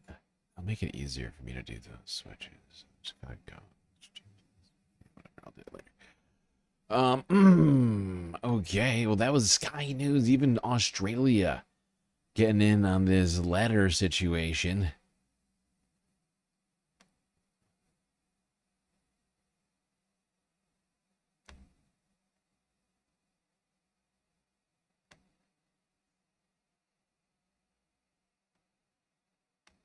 Let's go here. King 5 Seattle. Even local stations picking up this story. Literally everyone, it would seem, talking about these letters. New at 4, yeah. The House Oversight Committee has received its first batch of documents from the estate of convicted sex offender Jeffrey Epstein. It includes Epstein's so-called birthday book, a collection of letters given to him for his 50th birthday. One of those letters has President Trump's signature at the bottom, though the president has denied signing it. The committee subpoenaed the estate earlier this year as part of this investigation. A bipartisan group of staffers on the committee is set to meet with estate lawyers in New York later this week to review unredacted files. Let's just go straight into this one. This is the Associated Press. Democrats on the House Oversight Committee have released a sexually suggestive letter to Jeffrey Epstein, purportedly signed by President Donald Trump, which he has denied. Trump has said he did not write the letter or create the drawing of a curvaceous woman that surrounds the letter. I don't do drawings of women, that I can tell you. I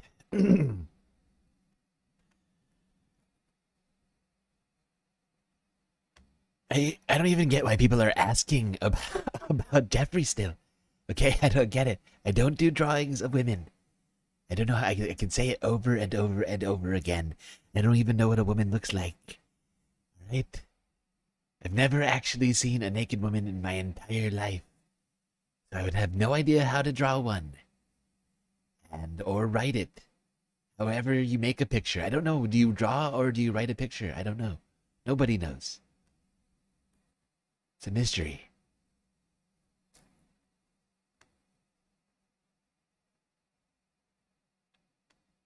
There's a drawing of a woman, and I don't do drawings of women. He filed a $10 billion lawsuit against the Wall Street Journal for a report on the alleged letter, which was included as part of a 2003 album compiled for alleged sex trafficker Jeffrey Epstein's birthday. The letter released by the committee looks exactly as described by the Wall Street Journal in its report. The president has denied having anything to do with it. Very important. That was the AP. We have a first look tonight at the birth. We already did CBS. I don't think we need another CBS clip. But let's go here to MSNBC. 7 hours ago. No, 4 hours ago, sorry. The first look tonight. Ari. We begin with the House Oversight Committee and this image. And our point here is not to get mired in what might be the salacious aspects of this, but rather to leave this up for you to remember. If nothing else, Donald Trump and his allies repeatedly publicly denied that what you see with your own eyes here exists. This was from the Epstein estate. It is allegedly from and signed by Donald Trump, dating back to 2003. The body content, the word many have used about it, the obvious representation of a woman here, the references to youth, young women, or even underage women are all contained here. Now, I should note this is as released from the Epstein estate to Congress. The White House has previously and continues to deny that this is legitimate, that Donald Trump drew that, signed it, and sent it over to Epstein. So there you have the updated statement. Trump did not draw the picture, and he did not sign it. But this is under subpoena. Epstein is dead. The documents under control of the estate are overseen now by lawyers and other independent officials. So there's every incentive for them to basically comply with the subpoena, and almost no reason or conspiracy theory that could explain why they would risk, for example, breaking the law to concoct evidence to predate and bother Donald Trump. And remember, It's not just this evidence alone, although this is a big deal because it's the first time tonight we've ever had the underlying image of the material. But it dates back to reporting done by Fox News' sister outlet, the Murdoch-owned Wall Street Journal, which reported about this back in July, which drew a very strong rebuttal reaction and denial from Trump and his allies. I don't do drawings. I'm not a drawing person. I don't do drawings. I'm not a drawing person. I don't do drawings of women, that I can tell you. They say there's a drawing of a woman, and I don't do drawings of women. President Trump has filed what he calls a powerhouse lawsuit over the Wall Street Journal's Jeffrey Epstein report. Well, that includes alleged details of a bawdy birthday note sent to disgraced financier Jeffrey Epstein. I was a very successful business guy. He was a very controversial. Who would do a controversial drawing? Seriously. Who would do a controversial Who would drawing? do that? Nobody does that. Would Banksy do a controversial drawing? Okay. He would know. He, of course not. He's an artist. Artists respect others' privacy. The denials, the speculation, the lawsuit, all of that in July when, as you might recall, this was a very hot issue. And maybe they just wanted to buy time, try to get out of the news cycle, try to intimidate or scare people with lawsuits. And we've seen some media companies settle lawsuits regardless of the facts just to get out from under the pressure from the Trump White House.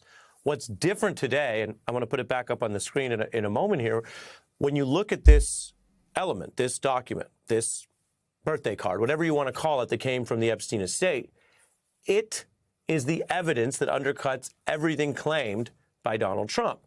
And while I can't tell you what's going to happen in the lawsuit, when you look at this, this is bad news for Trump's lawsuit. I can tell you that today, based on public evidence as opposed to yesterday, it is far more likely that Trump will lose any effort to continue a lawsuit against the Journal when the evidence is right here and his claim is he didn't do it.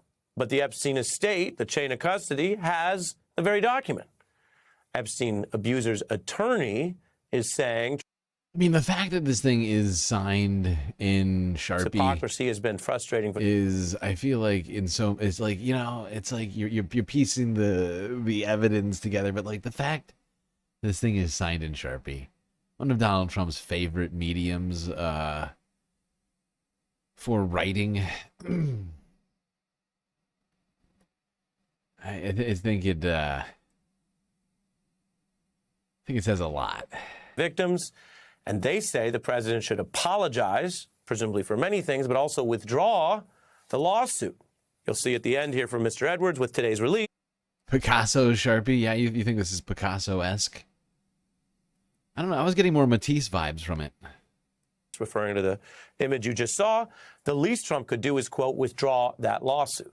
Top members of Congress want more transparency. And again, what we're learning from this subpoena, even if it seems obvious or like what people may have believed, the Journal obviously already did its fact-checking, had multiple sources, had its reasons for going forward. That's why journalism, reporting evidence, is different than just talking, especially talking done by politicians. What? But it is a sign that you're going to need to get the evidence and not just take the denials of the government's word on these things.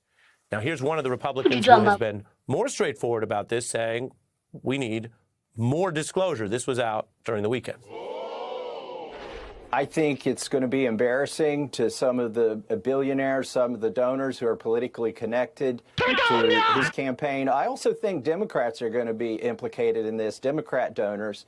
We can't avoid justice just to avoid embarrassments for some very powerful men. That's really putting it straightforward. The actual injustices, evidence, and information, and then the so-called embarrassment for the people who may feel tied to this. There are a ton of votes to get this done. Now, if you ever follow Congress, you probably know sometimes there's a lot of votes that are like people wanting to say that they're doing something while they don't get all the way there. They say they're now 2 votes shy of the needed majority to override the Republican leadership, which is where they were late last week, which raises the question of whether Republicans, most of whom are standing by the secrecy, have kind of cut a deal. And they have some people obviously breaking ranks, but they know or think they know they're not going to lose this vote outright. We will see. This discharge petition is the technical name. We've been following that. Then there's the other bombshell, and this is one with a lot of work that went into it, because credit to the New York Times. We talk on the news sometimes about where information comes from. The Times, with a team of reporters and a ton of evidence, did an exhaustive investigative report that came out today. How one of the top banks in the country, JP Morgan, is, their word, enabling Epstein's crimes over the years. And this is a years-long review they did at the lucrative relationships that tied Epstein to this big bank, to specific bankers, and this is important. Anybody taking bets on whether Jamie Dimon and Jeffrey Epstein knew each other? Lucrative relationships that tied Epstein to this big bank, to specific bankers, and this is important, to conflicts of interest, which meant that the usual policies that are supposed to at least kind of somewhat protect people if things get really obvious, if there's tens of thousands of dollars trading hands in cash or anti-money laundering flags being waved, at some point, even lucrative clients are supposed to get cut off. This report is important. I'm going to read to you from it because it shows how, in the Epstein case, that did not happen. Here's one section at Epstein's behest. The bank sets up accounts into which he transferred huge sums for young women who turned out to be victims of his sex trafficking operations. So this bank, JP Morgan, which is tied, by the way, to both parties, a lot of important relationships, we can get into that. JP Morgan then wired his funds overseas, also paying him millions of dollars for what were described as his consulting and introduction services of the other powerful people, mostly men that he knew. Top bank executives, according to the report, did not deal with the clear warning signs about Epstein and the illegal behavior. And remember, that's not just an ethical issue of do you want to be in business with someone like that, a fair question. It's also a legal issue because there are anti-money laundering and know your customer laws on this. And if you find out enough bad things about the customer, separate from whatever ethics you have or don't have, you have your own legal obligation to the bank to deal with that or cut the customer off. Or you yourself and the bank could get in trouble. And this bank later paid out money, but not to a degree that affected all the money it made off this. Again, reading from the Times account, bank officials anxious about Epstein's prolific wire transfers and cash withdrawals. Morgan ultimately processed over $1 billion, they estimate. Wow. They, quote, warned senior management, and they tabulate at least 4 times over 5 years, quote. $1 billion in cash? What do you do with $1 billion in cash? This is ridiculous! What do you do with $1 billion in cash? Oh my God. The bank's leaders overrode those objections, continuing to serve Epstein. At the center of the reporting is one JP Morgan banker, Jess Staley, seen here. Now, he was seen as a both associate and friend of Epstein, meaning, and this is the way apparently Epstein cultivated things, they both did business together, but also did other things. That includes sailing on a yacht to Epstein's notorious island. And according to the Times account, he was Epstein's chief defender who admitted to having sex with an associate of Epstein. That individual, this woman who is... I just want everybody to think about this for a second, okay? Like, do you remember... I'm sure most people here have seen the show Breaking Bad. Okay, do you remember... And if you haven't, spoiler alerts, I guess. Do you remember the massive fucking money pile that was created by Walt's wife? What's her name? Why can't I think of her name right now? Anyways, she was just stocking it all up in a freaking storage unit, right? That was, if I recall correctly, it was like 60 million, 80 million? Call it 80 million. Let's just overshoot it, if I'm wrong. But you remember this? Do you remember this scene? I mean, remember this pile of money? This is $80 million. 80 million. Million with an M. What do you do with $1 billion? $1 billion like takes up this entire storage unit. Think about that. Just think about that for a second. $1 billion is what? 12 times as much? It's slightly more. It's like 12.5 times more or something like that. Hold on. Hold on.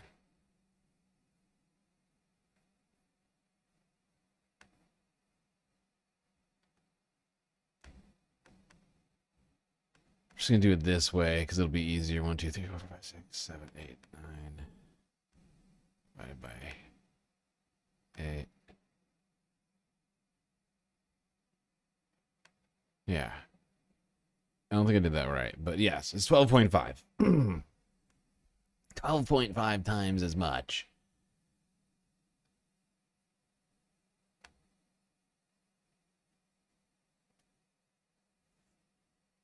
$12.5 times as much money than that freaking pile in cash. What do you do with that? Anonymous under the reporting here would later allege in a lawsuit, eventually settled, that Epstein sexually abused her for more than a dozen years, forcing her and others to engage in commercial sex with certain select friends. What the Times is doing there is piecing together the problem. This is the kind of article that is carefully... Yeah, it's honestly sort of breaking my brain right now. What do you do with $1 billion in cash? It is insane. That is Pablo Escobar level money right there, is what that is. Oh my God. Oh my God. That is disturbing. I mean, everything about this is disturbing, but I'm just thinking of all the things that he may have done with that money. It just leaves so many possibilities. $1 billion in cash, Jesus Christ. And there's no record of any of that, I'm sure, because it's all cash. I'm sure he was probably laundering it for some people, perhaps. It's not, although it's not entirely clear. It's not entirely clear. But it does make you think, like, maybe this guy really was, like, very much a spy, or at least some sort of serious intelligence asset. Nobody takes out $1 billion in cash.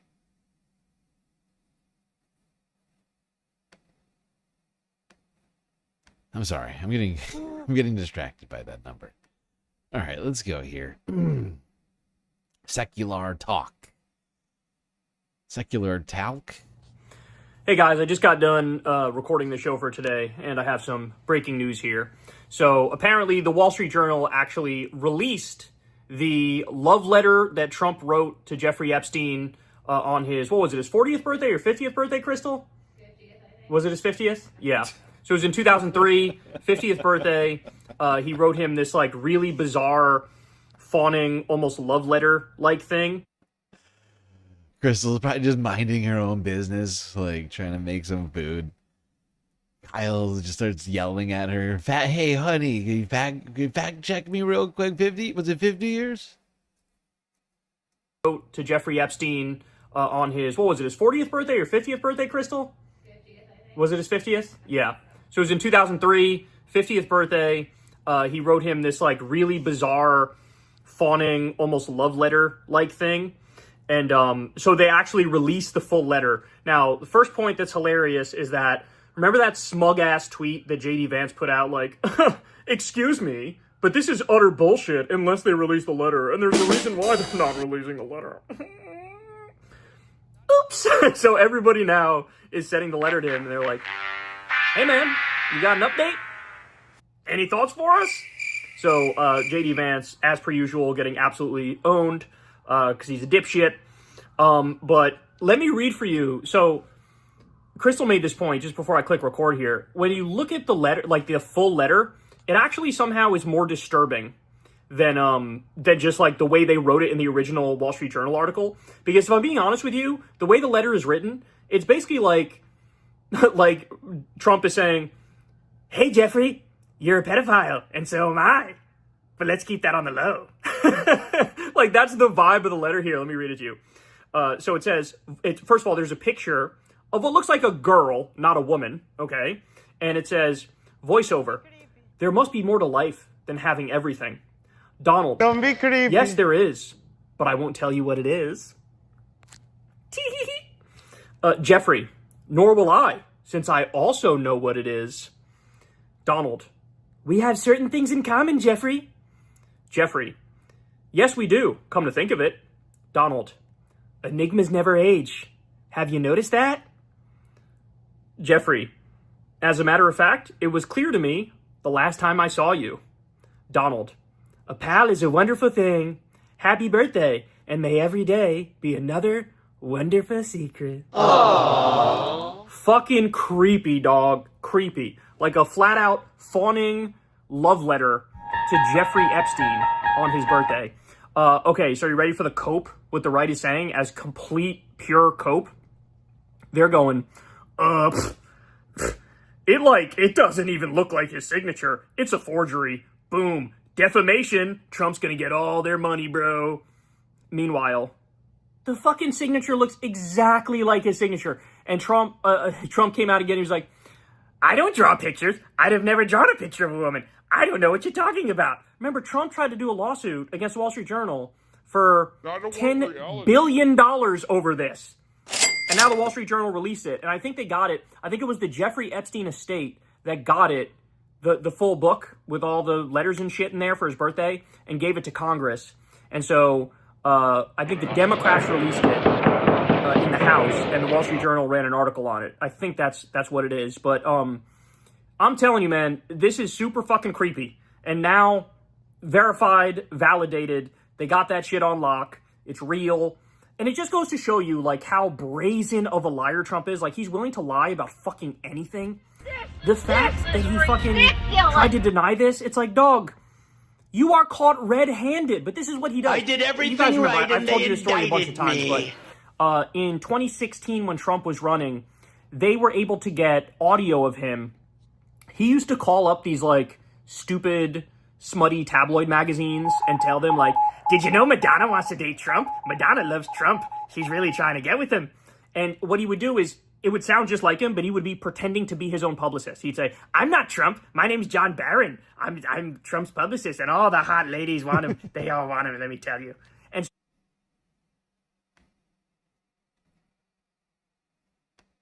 I don't know what this guy, Kyle, is talking about. John Barron was my former publicist slash journalist, and sometimes we would have conversations. Sometimes I would tell him about my life and important things going on, and then he would report them. I don't know who the hell John Barron even is. It's ridiculous. It is very weird to bring something up so long. John Barron has been dead for like 20 years, and this weird Kyle guy is talking about him. this woman was like, this is really weird because Trump keeps calling me and pretending like he's somebody else. So she recorded him calling her and had it all on tape where he's like saying all these things. All these ladies love me. And so they played that for Trump. And they were like, this is you pretending to be your publicist. Here it is. Listen to your voice. And he goes, that's not me. I don't know what you're talking about. And it's like a guy who's willing to lie about that when he's just so utterly caught red-handed. It's like there is literally nothing he won't lie about. So now he's drawing pictures of naked girls to the world's most well-known pedophile human trafficker. Illegal. And writing creepy things like enigmas never Don't be age. creepy. You and I share a lot in common, don't we? Enjoy tomorrow. Have it be another wonderful secret. And it's like, man, if I'm on a jury, all you have to do is show me this letter. I'm going guilty. I don't care. Whatever you're charging them with. Pedophilia, whatever. Guilty. Strike one, you're out. Because this is disturbing. So anyway, there you have it. Everybody, do yourself a favor if you haven't yet. Everybody send this to JD Vance immediately. As everybody's doing, quote tweet his smug ass like, why don't they release the... I haven't gotten to quote tweeting JD Vance yet, but I'm considering it. An interesting idea from Kyle. Now, Kyle, this was the last video I watched before I started trying to look into a couple of things. Like, where did Kyle find these responses from Republicans? I couldn't find any. I think it might be on Twitter. But let's just do something, because what I did, as I usually do, I do a lot of my stuff on YouTube. I do leave YouTube to read articles sometimes and things like that, but I don't tend to troll things like Twitter. But let's just play a game. Let's play Find the Republicans response to the Epstein letter being released.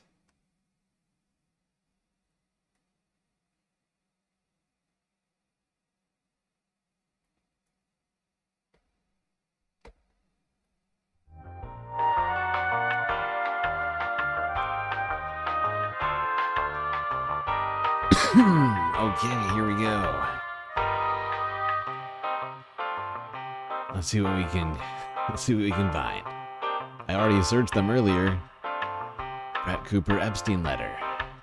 For anybody who was wondering, like, why is Epstein such a big deal? Well, number one, it's a big deal because this is something that Trump ran on, and it wasn't just about. This one's from like a month ago. Hold on.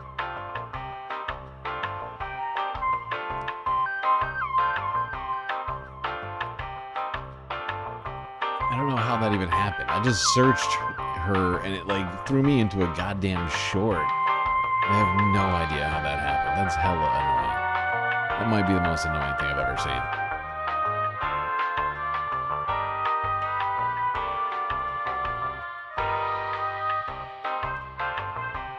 Okay, there we go. Here we go. Look, here we go. Full TV full, so you can read it. It's actually kind of small. Whatever. Brett Cooper. This is from a month ago. This one's from a month ago. This is not from Brett Cooper. Associated Press, MSNBC, NBC. Look, no, oh no, Brett Cooper hasn't even talked about it all day. I'm sure she's the only one that's forgotten to bring this very important story up. Let's try Ben Shapiro. Brett's bigger brother, or well, older brother at least. Oh, that's 6 months ago. Epstein bombshell? 1 month ago. That's live now from Fox. That's a month ago. There's Pod Save America again. There's Secular Talk, and then a bunch of other things. People also watched. Yeah, that's not what we're looking for. It's super weird. Pitchfork Dragon. Gifting 5 sweet galactic memberships. Oak. Galactic membership. Lanzetta. Galactic membership. Christopher DeBlante. Enjoy the galactic membership. Paige Larson. You too. Same thing to you, Randy Terpstra. Thank you, Pitchforks. That our goal's still going, right? That gets us to 4 of 5. 6 minutes and 40 seconds left to go. We only need 1, people. We're at 4 of 5. I do have some extra content. We're gonna need to take a break in a moment. But let's just keep doing this. Thank you, Pitchforks. The fact is we are gonna keep doing this. So the goal will be open. I'll restart the goal if we don't finish it after this is done, because I'm still working on the Epstein file stuff. So until we finish the Epstein files, the goal will be possible. I do have other content. Okay, but maybe Ben's not really super focused on the Epstein files, I guess. Let's try some other people. Let's see. Steven Crowder. Maybe Steven. Maybe Steven's been talking about it. Oh, that's 6 years ago. That's Pod Save America, Bulwark, Secular Talk, live now from Fox. Steven Crowder, myth busted 5 years ago. Crowder recreates Epstein's cell in real life.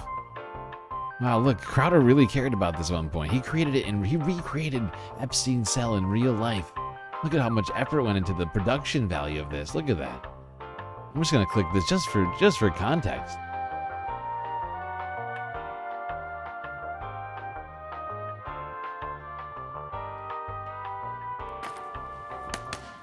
All right, and we have the go-ahead. Everyone, it is go time. Oh, okay. Oh, and Look, I Mr. died. Cleveland appears to have collapsed. Oh, he's. How about that? He is simulating having been What choked am I out. in here? Well, this is the big event. This evening, one man will attempt to recreate the suicide of noted pedophile Jeffrey Edward Epstein. Wow, I mean, look at this. Look at how much production went in, the effort went into this situation. They recreated everything. They built a bed. They found posters and other props. Look, you can see there's like a little My Little Pony poster back here, I think. There's a baby. Had this guy to show up in a three-piece tuxedo, a red one. I guess it's really just a suit, not quite a tuxedo. Still, though, a lot of effort went into all this. They really cared about it for a second. Until the Supreme Leader Trump was implicated. And all of a sudden, things like this, oh, they just go completely uncovered and super weird. But you know what? I'm sure that's only 3. That's only 3. I'm sure one of them got to it at some point, right? I mean, come on. It's been out for over 12 hours now. Everybody's been talking about it. Where are the Republicans? Megyn Kelly, a month ago, 5 days ago. Megyn Kelly has been on this thing, but she hasn't said a word. Not a word. And this broke at noon. Noon today.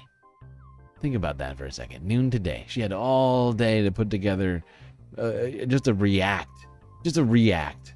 But no.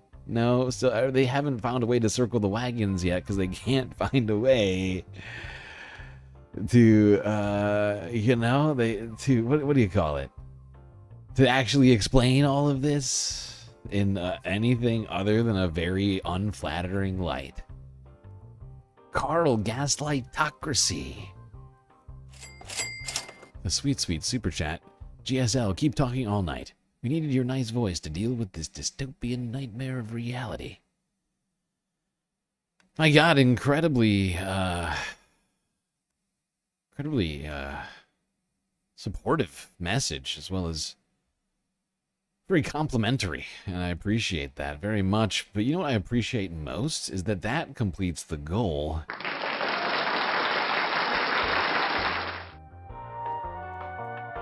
Great job, everyone. Confetti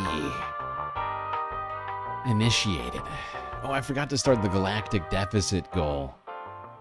I still need to figure out just how far behind we are for next month.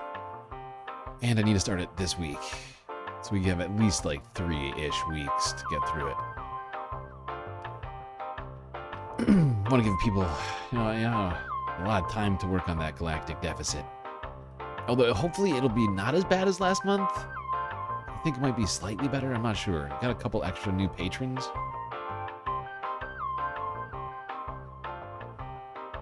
Anyway, bask in the glory of this confetti party, which you see in front of you right now, which is, of course, brought to you by people like you.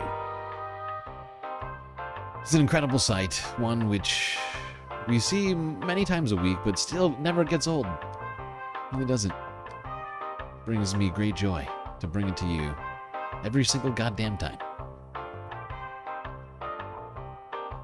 But really, you've brought it to you. I'm just facilitating it, Like, I did nothing aside from create the graphics to do it.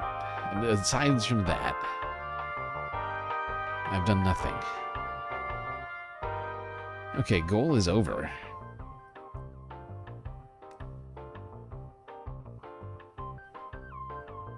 Much appreciated, everybody who contributed to the goal.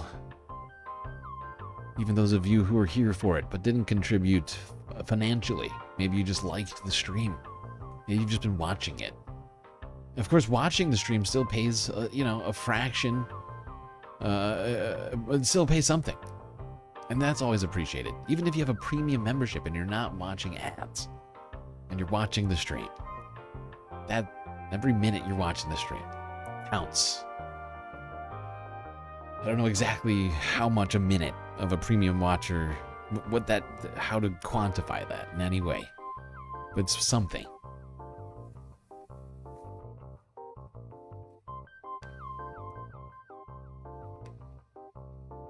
So let's go back to trying to find any right-wing influencers talking about this. Let's see, maybe Candace. Candace is always on top of things. No, Candace, this is from a month ago. That's not from you, and that's Pod Save America. And that's USA Today. Where is Candace on this issue? God damn it. Maybe Dave Rubin. Dave. I'm sure Dave. He's always bucking the trend.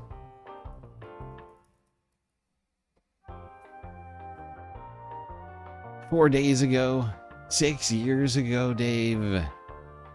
Jesus Christ. You immediately posted resurfaced clip of Epstein victim lawyer's comments on Trump. But nothing on this. I think this is basically this guy saying Donald Trump's never done anything wrong before. I could be wrong. But where is this? Why no one is talking about it? I don't understand. Who's left even? Tim Pool?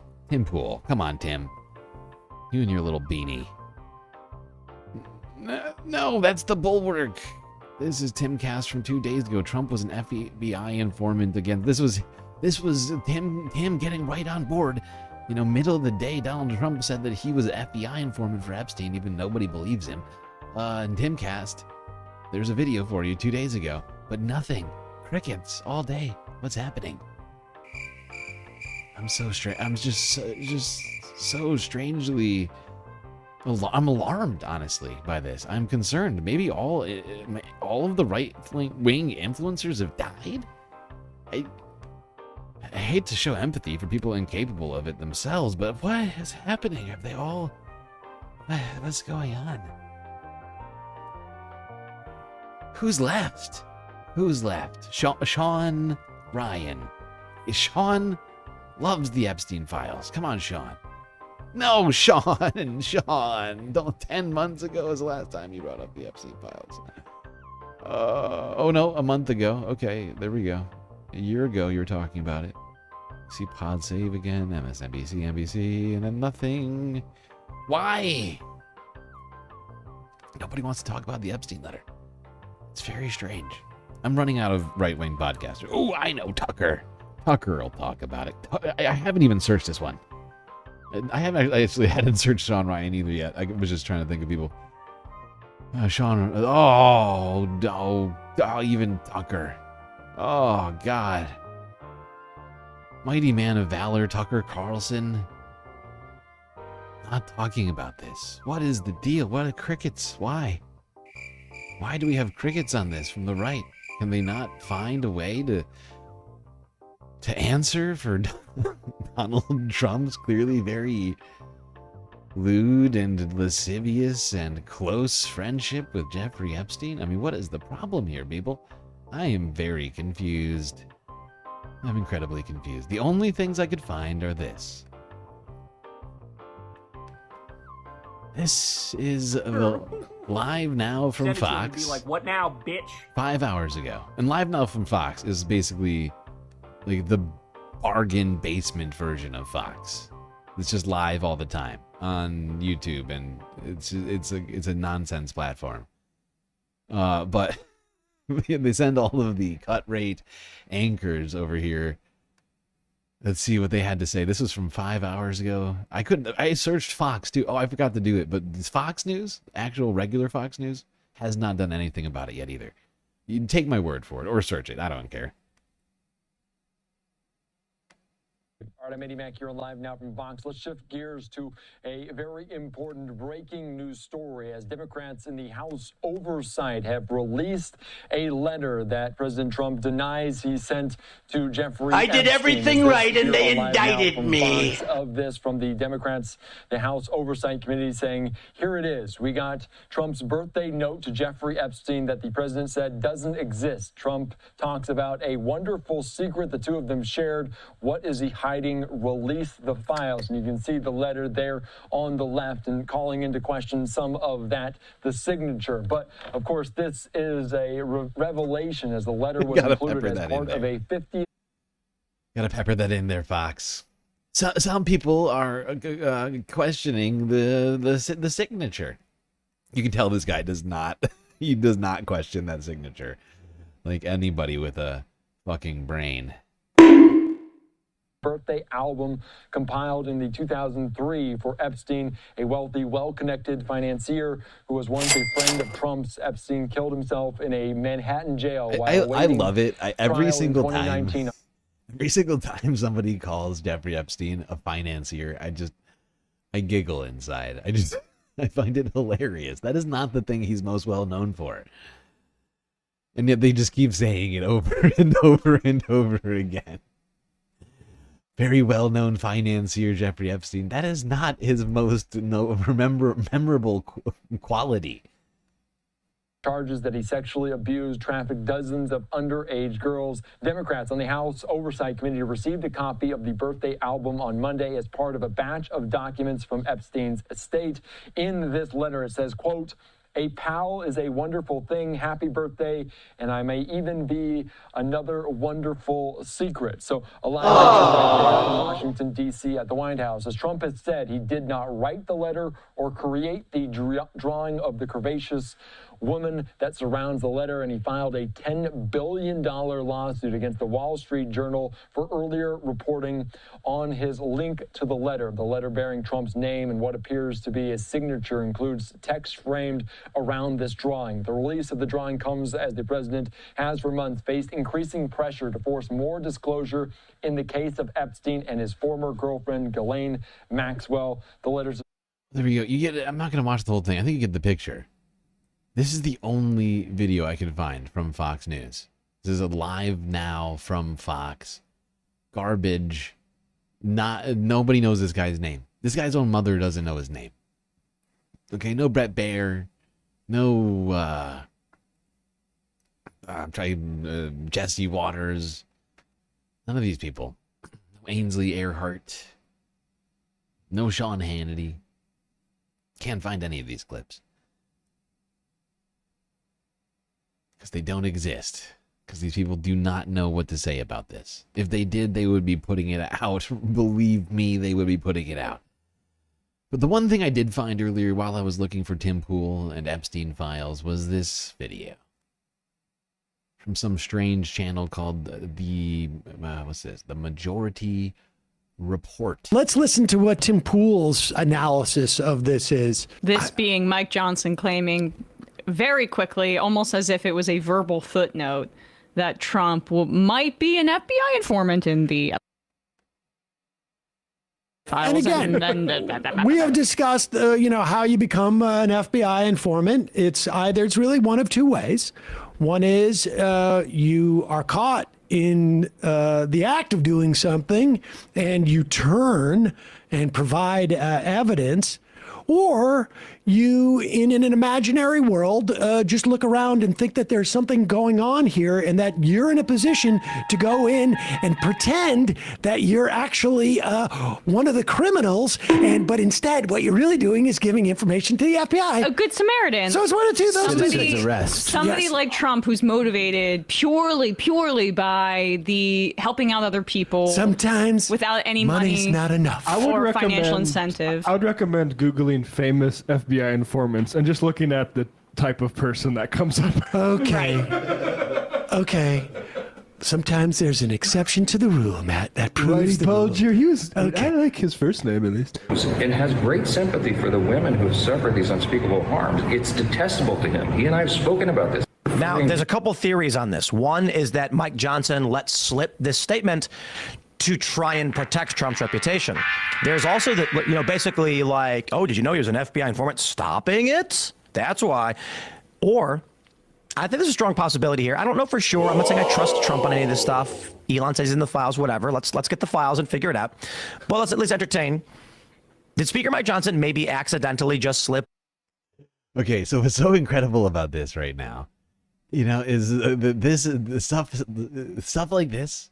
These people coming out right after little Mike Johnson and the orange dictator said that Trump was an FBI informant. They said, let's get the files out. They said things like this. Let's get those files out and see. Okay, if he was, he was. Let's find out. He probably, they were basically calling, the bluff of the entire internet, but it wasn't a bluff. Or not the internet, but you get what I'm saying. They're like, look, well, I guess it's really the reverse of that, right? They're like, oh yeah, no, they're like, that'd be fine. Let's just look through the Epstein files. And now that we have one document from the Epstein files, it's suddenly, nothing. It's fucking crickets. Just want to hear that one more time. What are we gonna do? We're gonna. What was it, Timble? Sorry, did you say that again? Whatever. Let's get the files and figure it out. Well, let's at least entertain. Let's get the files and figure it out. Well, we have one file. We have one file. Everyone's talking about it, and yet nothing. Did Speaker Mike Johnson maybe accidentally just slip up that Trump was an FBI informant? And the reason why Trump doesn't want the document. I kind of want that. I'm not gonna lie. I hate to say it. But I kind of want this.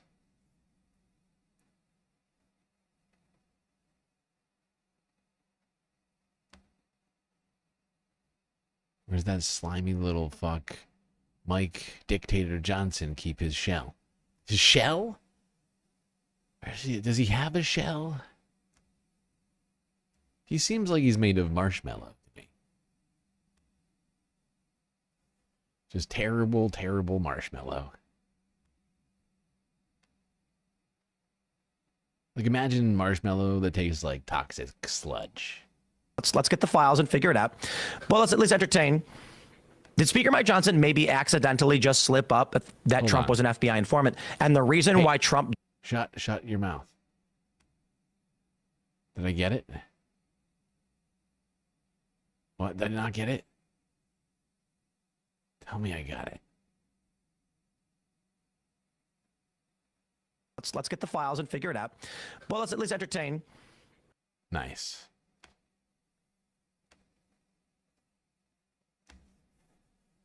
Well, it's kind of quiet. I don't know why it's so quiet.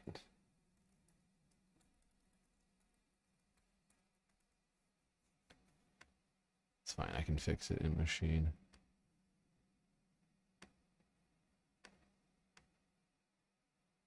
Doesn't want the documents released is that they're going to show that Trump was snitching on powerful people. It's prominent, wealthy individuals doing untoward things, and the documents are going to show that Donald Trump guys, listen, was a snitch. Listen, we can't in any way have anybody find out that I am snitching on a pedophile. That would be very bad for my reputation. First of all, I'd lose my pedophile card. And then, like, a lot of my lore would be ruined. Right. We don't want anybody to know this. Do you know how hard it is to get into NAMBLA? Oh my gosh, I worked so hard at that. Infiltrate. Yes. Don't want anybody to know that I snitched on one of the most hated figures in American history. Mostly People because would punish nobody me for has a that. sense of history. I would be punished. But that's me, you know, when I can't don't even want that to imagine happen. the base. God, I hope Tim Pool doesn't find out. The base would come after me like a ravenous horde. You know what? I could not handle that. No, I will silently take this bullet, pretending.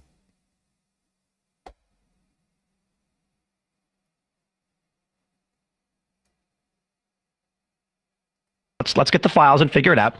Well, let's at least entertain. Hold on. Sorry, I just added that sound shot in here. Let's go. Let's get the files and figure it out. There we go. Let's get the files and figure it out. The steel man of it is, Let's get the well, files and then figure he'd it be out. worried that he'd be taken out by these other powerful people. And I just never understand how these deep state conspiracies work about Donald Trump. Is he good at his job? Is he worth supporting as this strong man? Or is he constantly the victim of more powerful people despite being the most powerful person on the planet? No, you hit it. The guy who supposedly tried to assassinate me was actually sent by the Epstein crew. Yeah. His legion of child traffickers who go on, and they didn't want. It was retribution for me snitching on Epstein. That's why he went to jail while I was president. Go ahead. Individuals doing untoward things, and the documents are going to show that Donald Trump was a snitch. Here's the argument that I don't know, obviously, but the argument against that would be if there was material in the Epstein files that would be damaging to Donald Trump and his business relationships, it would have been out by now. I disagree. The Democrats would have gotten him with it. Oh yeah. Like this portly weirdo who came out of nowhere. I thought Tim Pool's audience was supposed to be younger. Why is this mid-50s gentleman who seems to be rather overweight sitting in this, like, the worst suit that I've ever seen? He's here to tell us that I don't think, if there was something bad, it would have come out already. Thank God we have this guy for that. Phew. At least we know there's nothing bad.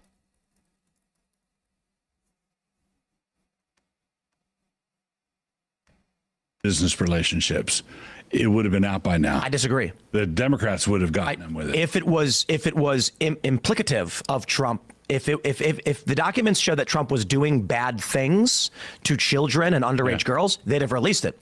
But if the documents show that Trump was working with law enforcement to stop this, that's not damaging to Trump's reputation among his voters. It's damaging to Trump's reputation among powerful elites he needs to do deals with.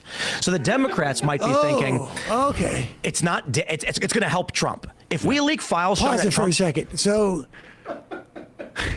It's all so simple. He may not have realized this, but there was a lot of Democrats who are trying to get a discharge petition to get these documents released.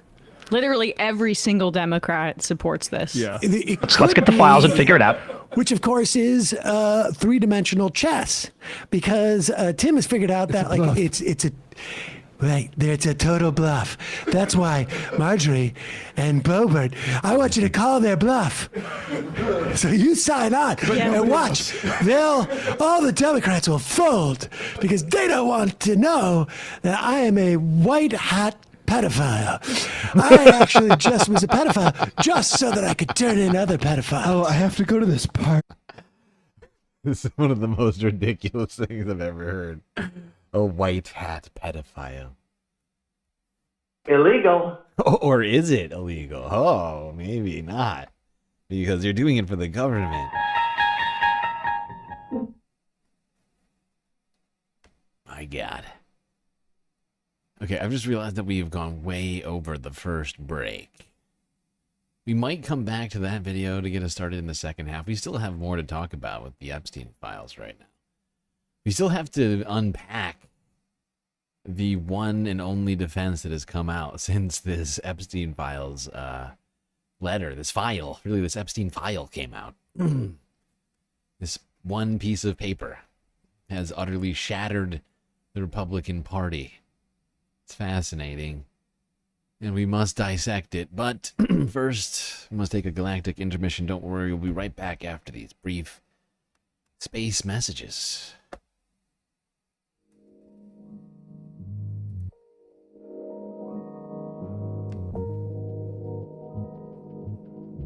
Okay, hope everybody's enjoying the show so far. If you haven't already, hit the like button and don't forget to subscribe. Hit the bell icon too so that you get the latest notifications from GNN. While you're at it, don't forget that we are completely funded by individuals like you. Thankfully, we have a great deal of ways for you to show your support to help produce the show. YouTube, Super Chats, Super Stickers, and memberships, Cash App, and PayPal. If you'd prefer your money go directly to funding the show, then rather than YouTube's bottom line. But of course, the very best way to get the most space benefits for your Earth dollars is to go on to Patreon and become a Galactic Patron. For the low, low price of $3 a month, you can get access to a myriad of space benefits unseen by the rest of the goddamn Milky Way galaxy. Anyway, chat, that's enough for me. Enjoy the break. Grab yourselves a drink, maybe a snack, and I will be right back.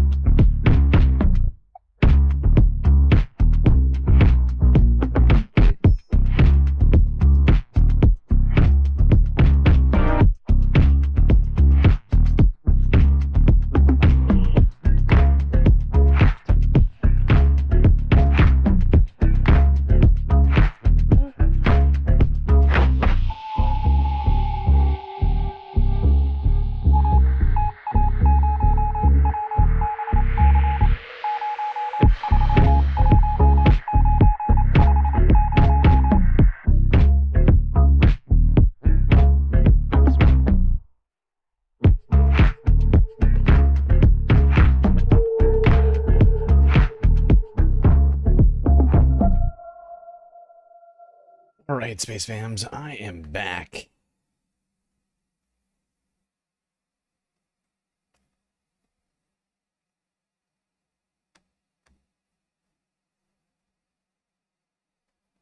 Okay, so what I think I'm going to do is we're going to finish talking about the Epstein files, then I'm going to break up the streams. I'm going to do a secondary stream. So yeah, I think that's the best way to do this. That's what I'm feeling right now.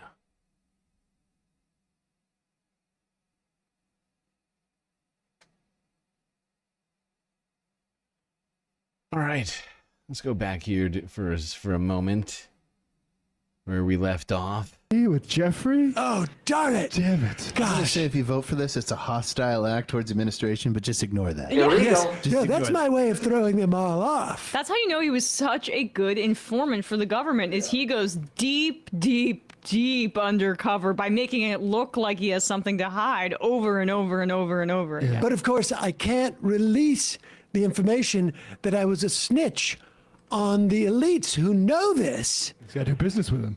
Who know? Yeah. They know I'm a snitch. But if we release the information, then the public will know I'm a snitch on elites. And the elites can't have that. Right. They can know I'm a snitch because they have access to the documents, of course. But if they know that the people know, that's when they'll come after me. Tim Pooh's a genius. How could he figure this out? Stopped Epstein among powerful elites he needs to do deals with. So the Democrats might be thinking, it's going to help Trump. If we leak files showing that Trump stopped Epstein, people are going to cheer for him. Right. Trump may be saying, if they find out that I ratted on Bill Gates and Bill Clinton and I was the one actually spying. Bill Gates was just in the White House like 2 weeks ago. Well, but if he finds out I ratted on him, he will then not like me because he's not coming to the White House because I could destroy his business and I'm the type of guy who's using the government to intimidate people. No, he's coming because he personally feels an affinity to me. The foundation of his argument Tim gets it. Tim gets it. Is the most is like really flimsy even by Tim's standards, because he doesn't even know or care about the fact that every House Democrat has signed on to. Yeah, and that flimsy branch on which Tim Pool was resting, of course, broke earlier today. Perhaps that's why we haven't heard anything from Tim.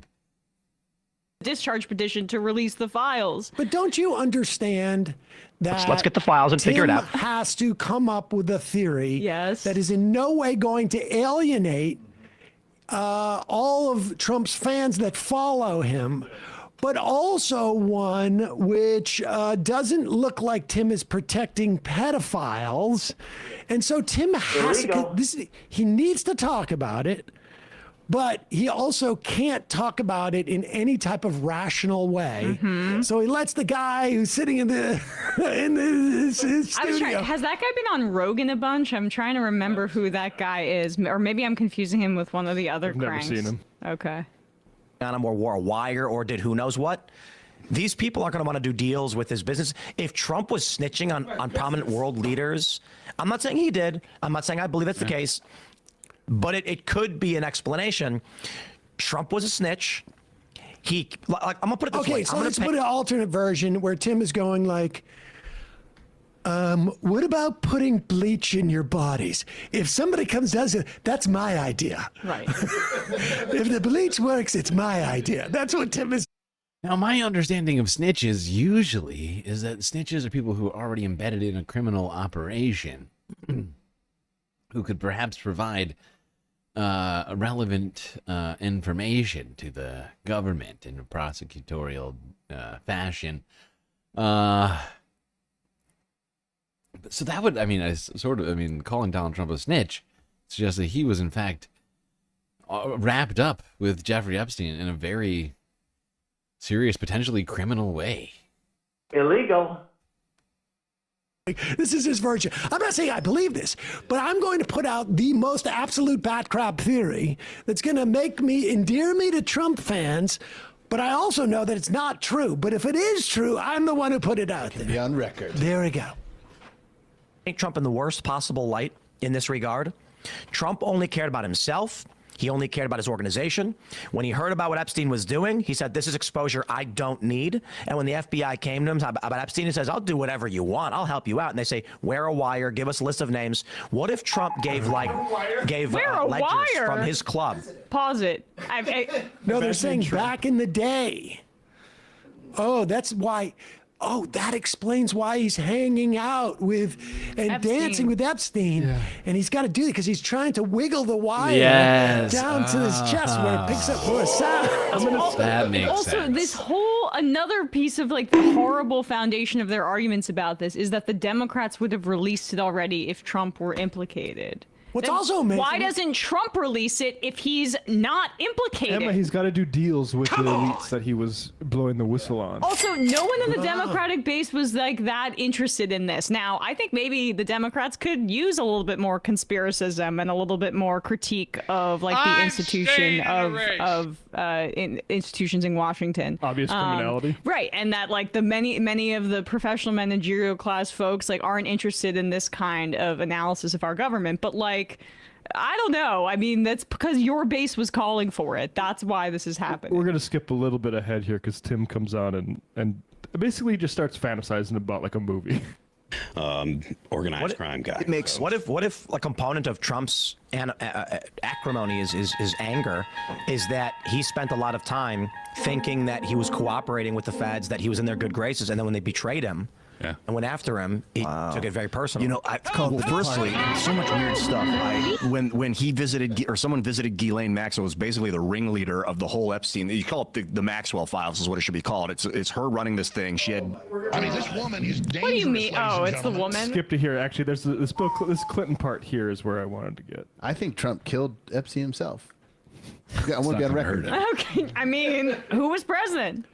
I can't wait to get out of this enormous suit I'm in, where my real cut body is, which I can never show to the public, or they would know that I'm a trained assassin.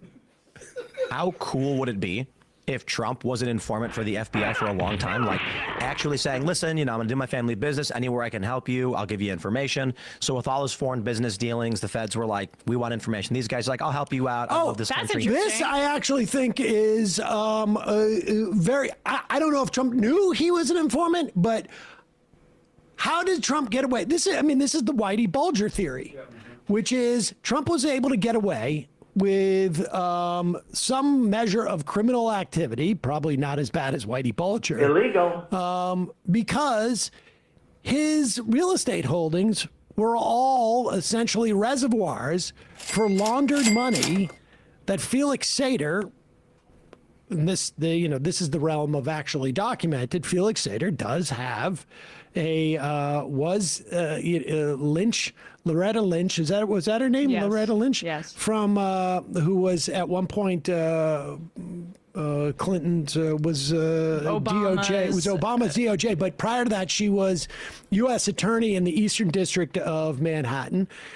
Wrote an affidavit, said that Felix Sater was instrumental in both FBI and I think the CIA said the same thing. And the rumor was that he was the one who had Osama bin Laden's cell phone because he was involved in doing all sorts of money laundering and for Russian oligarchs and launderers. And this money ended up in Trump buildings. What's the #1 location for espionage? I did everything over the past right 100 and they years? indicted It is me. Luxury hotels. What is Donald Trump's business?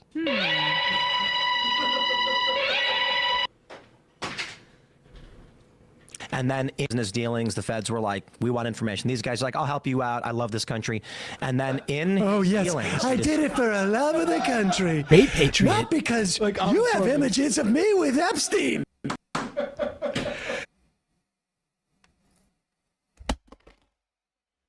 What people don't understand is that I am just a great patriot who is trying to do my duty at all times. And my entire life has just been duty, duty, duty. And people don't get that about me. I'm very generous when it comes to my country, my great country that I love very much. Ask anybody, they'll tell you, sir. Sir, this is the most patriotic man on the planet.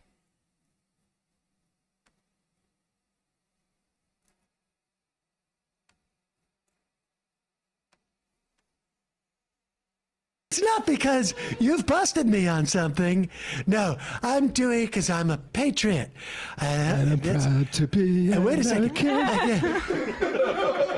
Oh, wait a second. So, Seder brings in all of this laundered money from Russian oligarchs, and I get to keep it? I love this country. Well, at least I know I'm free. Oh my God. He's a child. He is a child. I know. I mean, come on. Like, just projecting so much onto Daddy. Daddy would never do anything wrong. That's right. I love America. We want information. These guys are like, I'll help you out. I love this country. And then in his dealings, he discovered Hillary Clinton was a crook. She was doing untoward things to the Clinton Foundation, and he thought, I'm sorry, I gotta pause run for office. What? Oh, wait, what? Wait a second. This woman is dangerous, What's the ladies and scope of gentlemen. this FBI informant stuff? He's acting like Trump is literally like the assistant FBI director across the entirety of the investigation into Epstein. All right. Hold on. This is a MAGA bedtime story.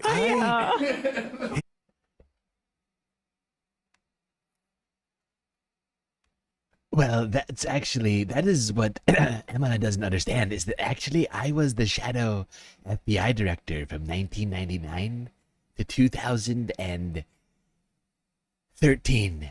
Okay, throughout the Obama presidency, I was actually the shadow FBI director as a great patriot.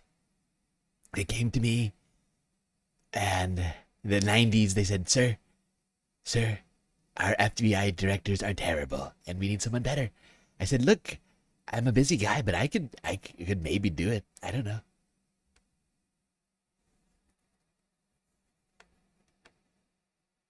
Hillary Clinton is a crook. The whole place is dirty. This is just like Serpico. Oh my God. I've got to run for office to get rid of all of this corruption. Instead of, like, I don't know, bribing them or extorting them or blackmailing them or just giving the evidence to the FBI. No, they're all dirty. Even Rudy Giuliani is suspect. He's wearing that poncho. They're all dirty. They're all dirty. I can't believe it. Go ahead. Listen to this part about Clinton. Like, he found out that Clinton was dirty, and so I'll run for office. And not use it at all, really, in the election. I mean, I guess he used some of the Epstein Oh, stuff. she's a crook. I said it. not. I said it. She's a crook. Yeah. The Epstein stuff did not come up in 2016. I was waiting for it to come up. It did not come up. Interesting. And so with all his foreign business dealings, the feds were like, we want information. These guys are like, I'll help you out. I love this country. I do. And then in his dealings, he discovered Hillary Clinton was a crook. Oh, no. She was doing untoward things with the Clinton Foundation, and he thought, I better run for office and put a stop to this. Yeah. I've got to put a stop to untoward things. Wait, what happened? Was there any action against the Clinton No. Foundation in the first Trump term? Well, she... Cannot be done. I embarrassed her so much. That was her punishment. Horrible. She did do untoward things, and then I found out afterwards, well, okay, it wasn't so bad. Enough's enough. I don't need to... It's not like I asked Bill Barr, do an investigation. They didn't find anything. And I'm like, what? I had all this documented evidence. I gave up a whole career as a billionaire to become president. You're telling me I did that for nothing? I wore a wire to the debate. My God. When he was chanting "lock her up," he was just crying for help. Like, why I got- please lock her up. She's No, I'm coming serious. after Lock me. her up. There's all sorts of criminal activity, untoward things.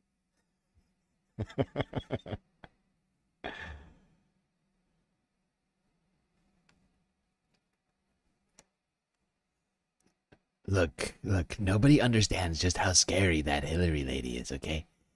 One time I was at her wedding.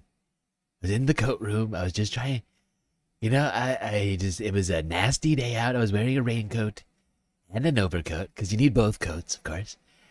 Very nice coats, by the way. I get my coats tailored. Very, very good coats. And what was I saying? Oh, right, yes. And then, I'm there. I'm putting on my coat. Hillary, she comes up behind me, and she whispers in my ear, I'm coming for you, Trump. I'm coming for you, and you'll never be able to stop me. And I jumped and I turned around and I was, oh my God, Hillary, what is wrong with you? Why would you say something like that right now? We're just having to try to have a nice time at this wedding, and I don't understand why you're acting like this.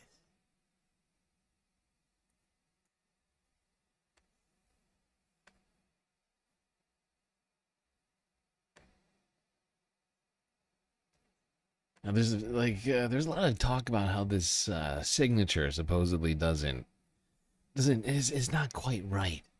People dissecting the signature, asking themselves, "Oh wait, no, look, this isn't Trump's signature. Look at it, it's different, same but different, different but same."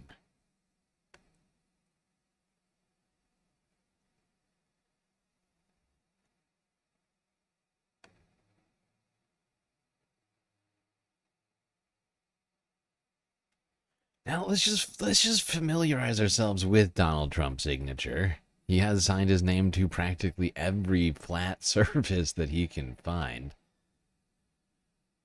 But here's a number of examples of Donald Trump's signature. This is a White House letter to Erdogan.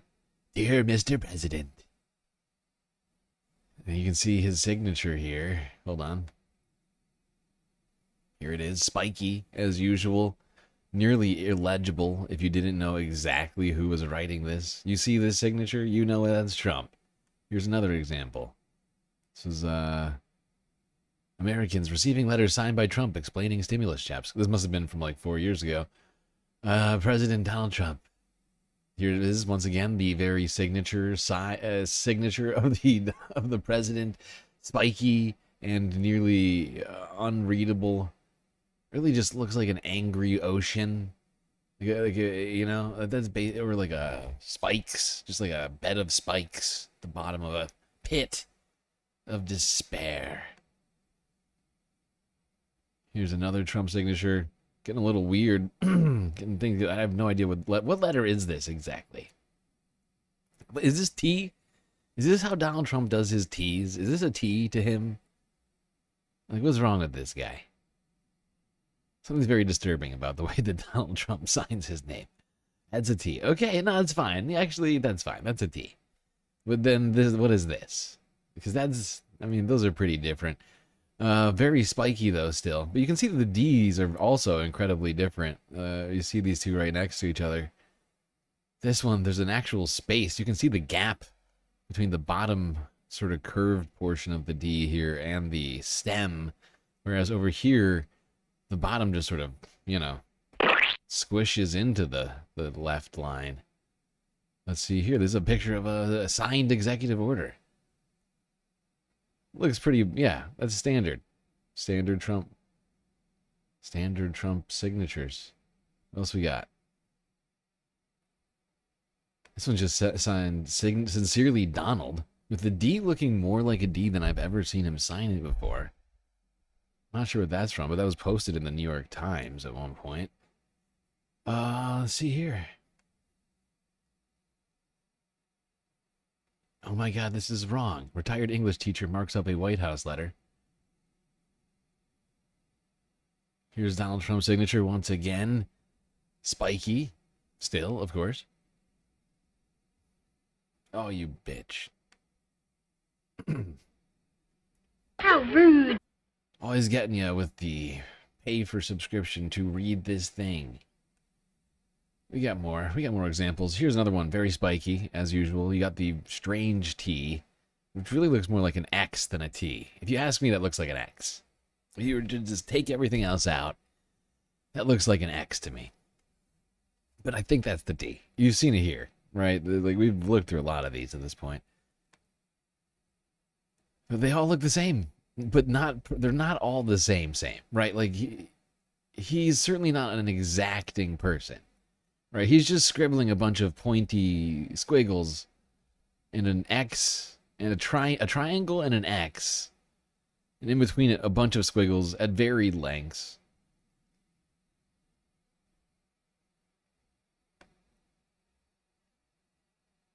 It is almost impossible to read, though. I mean, be real. If you didn't know whose signature this is, you wouldn't know what this says.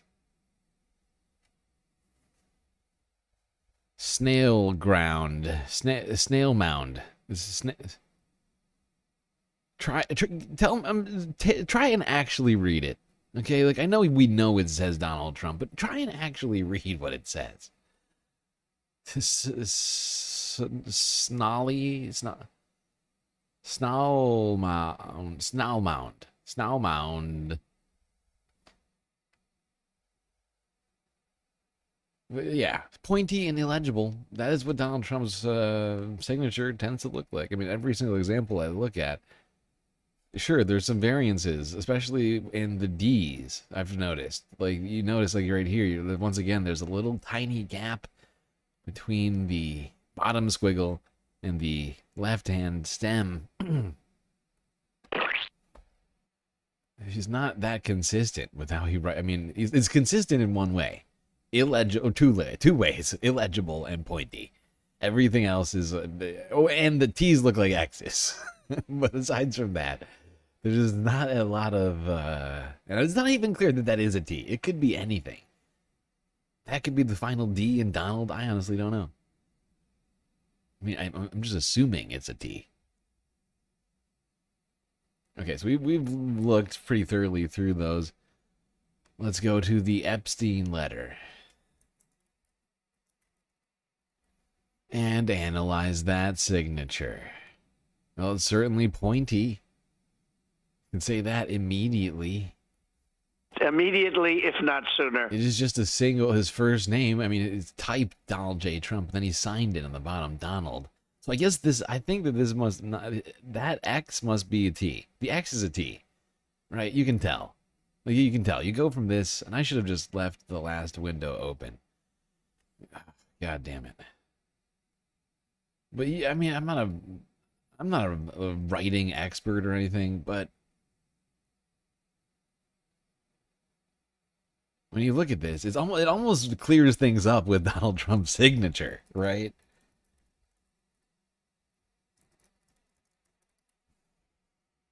At least that's my opinion.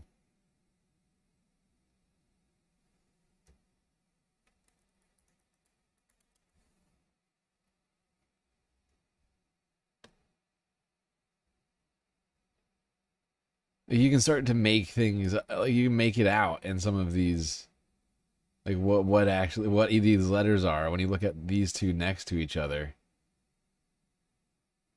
This is not the same. Where was I?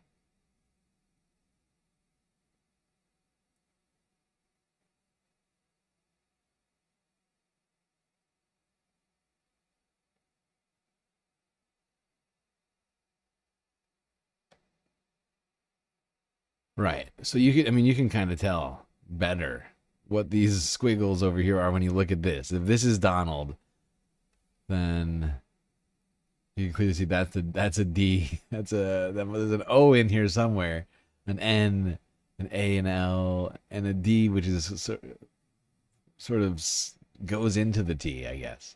It's weird. He's got a very strange signature. It's very unique.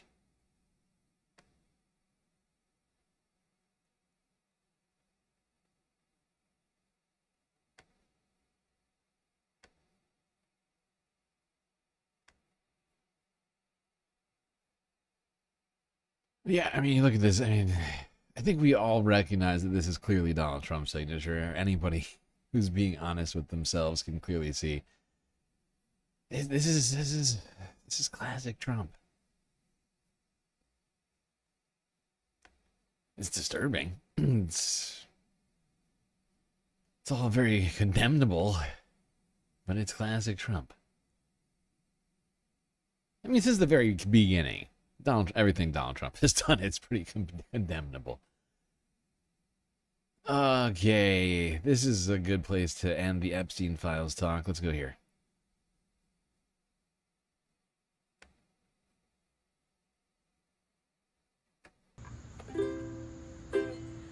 Trump is in the files. Trump is in the files. No matter what he says or does, Trump is in the files. The Epstein files. The Epstein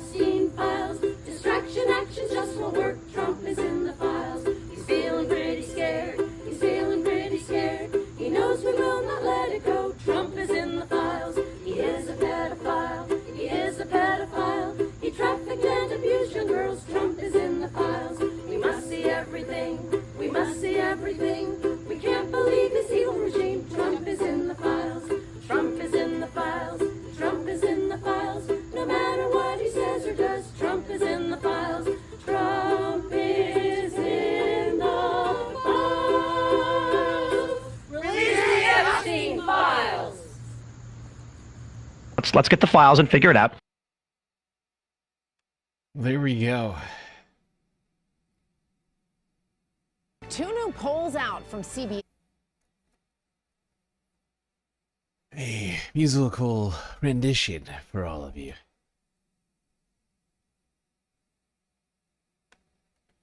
All right, everyone, that's all we've got on the Epstein files today. I've still got some extra content, so I'm going to restart the stream. I'm going to end this one and create a new new stream. So keep your eye out for that link.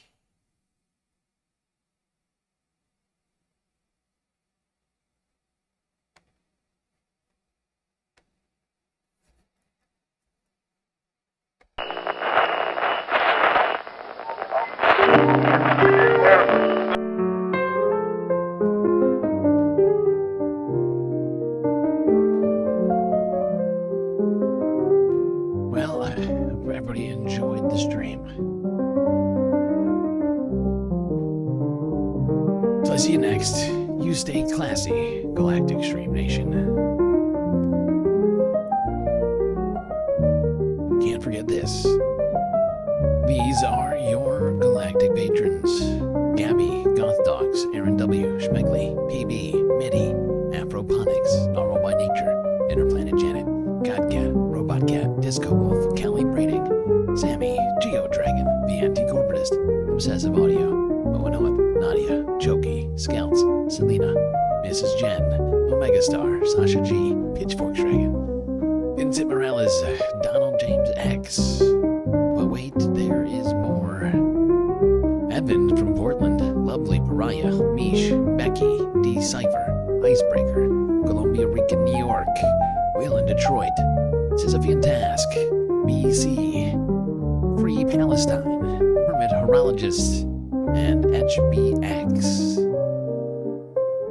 That's right, all of these people here have helped produce the show which your eyes and ears just got done enjoying. You can too for just a few US dollars a month on Patreon.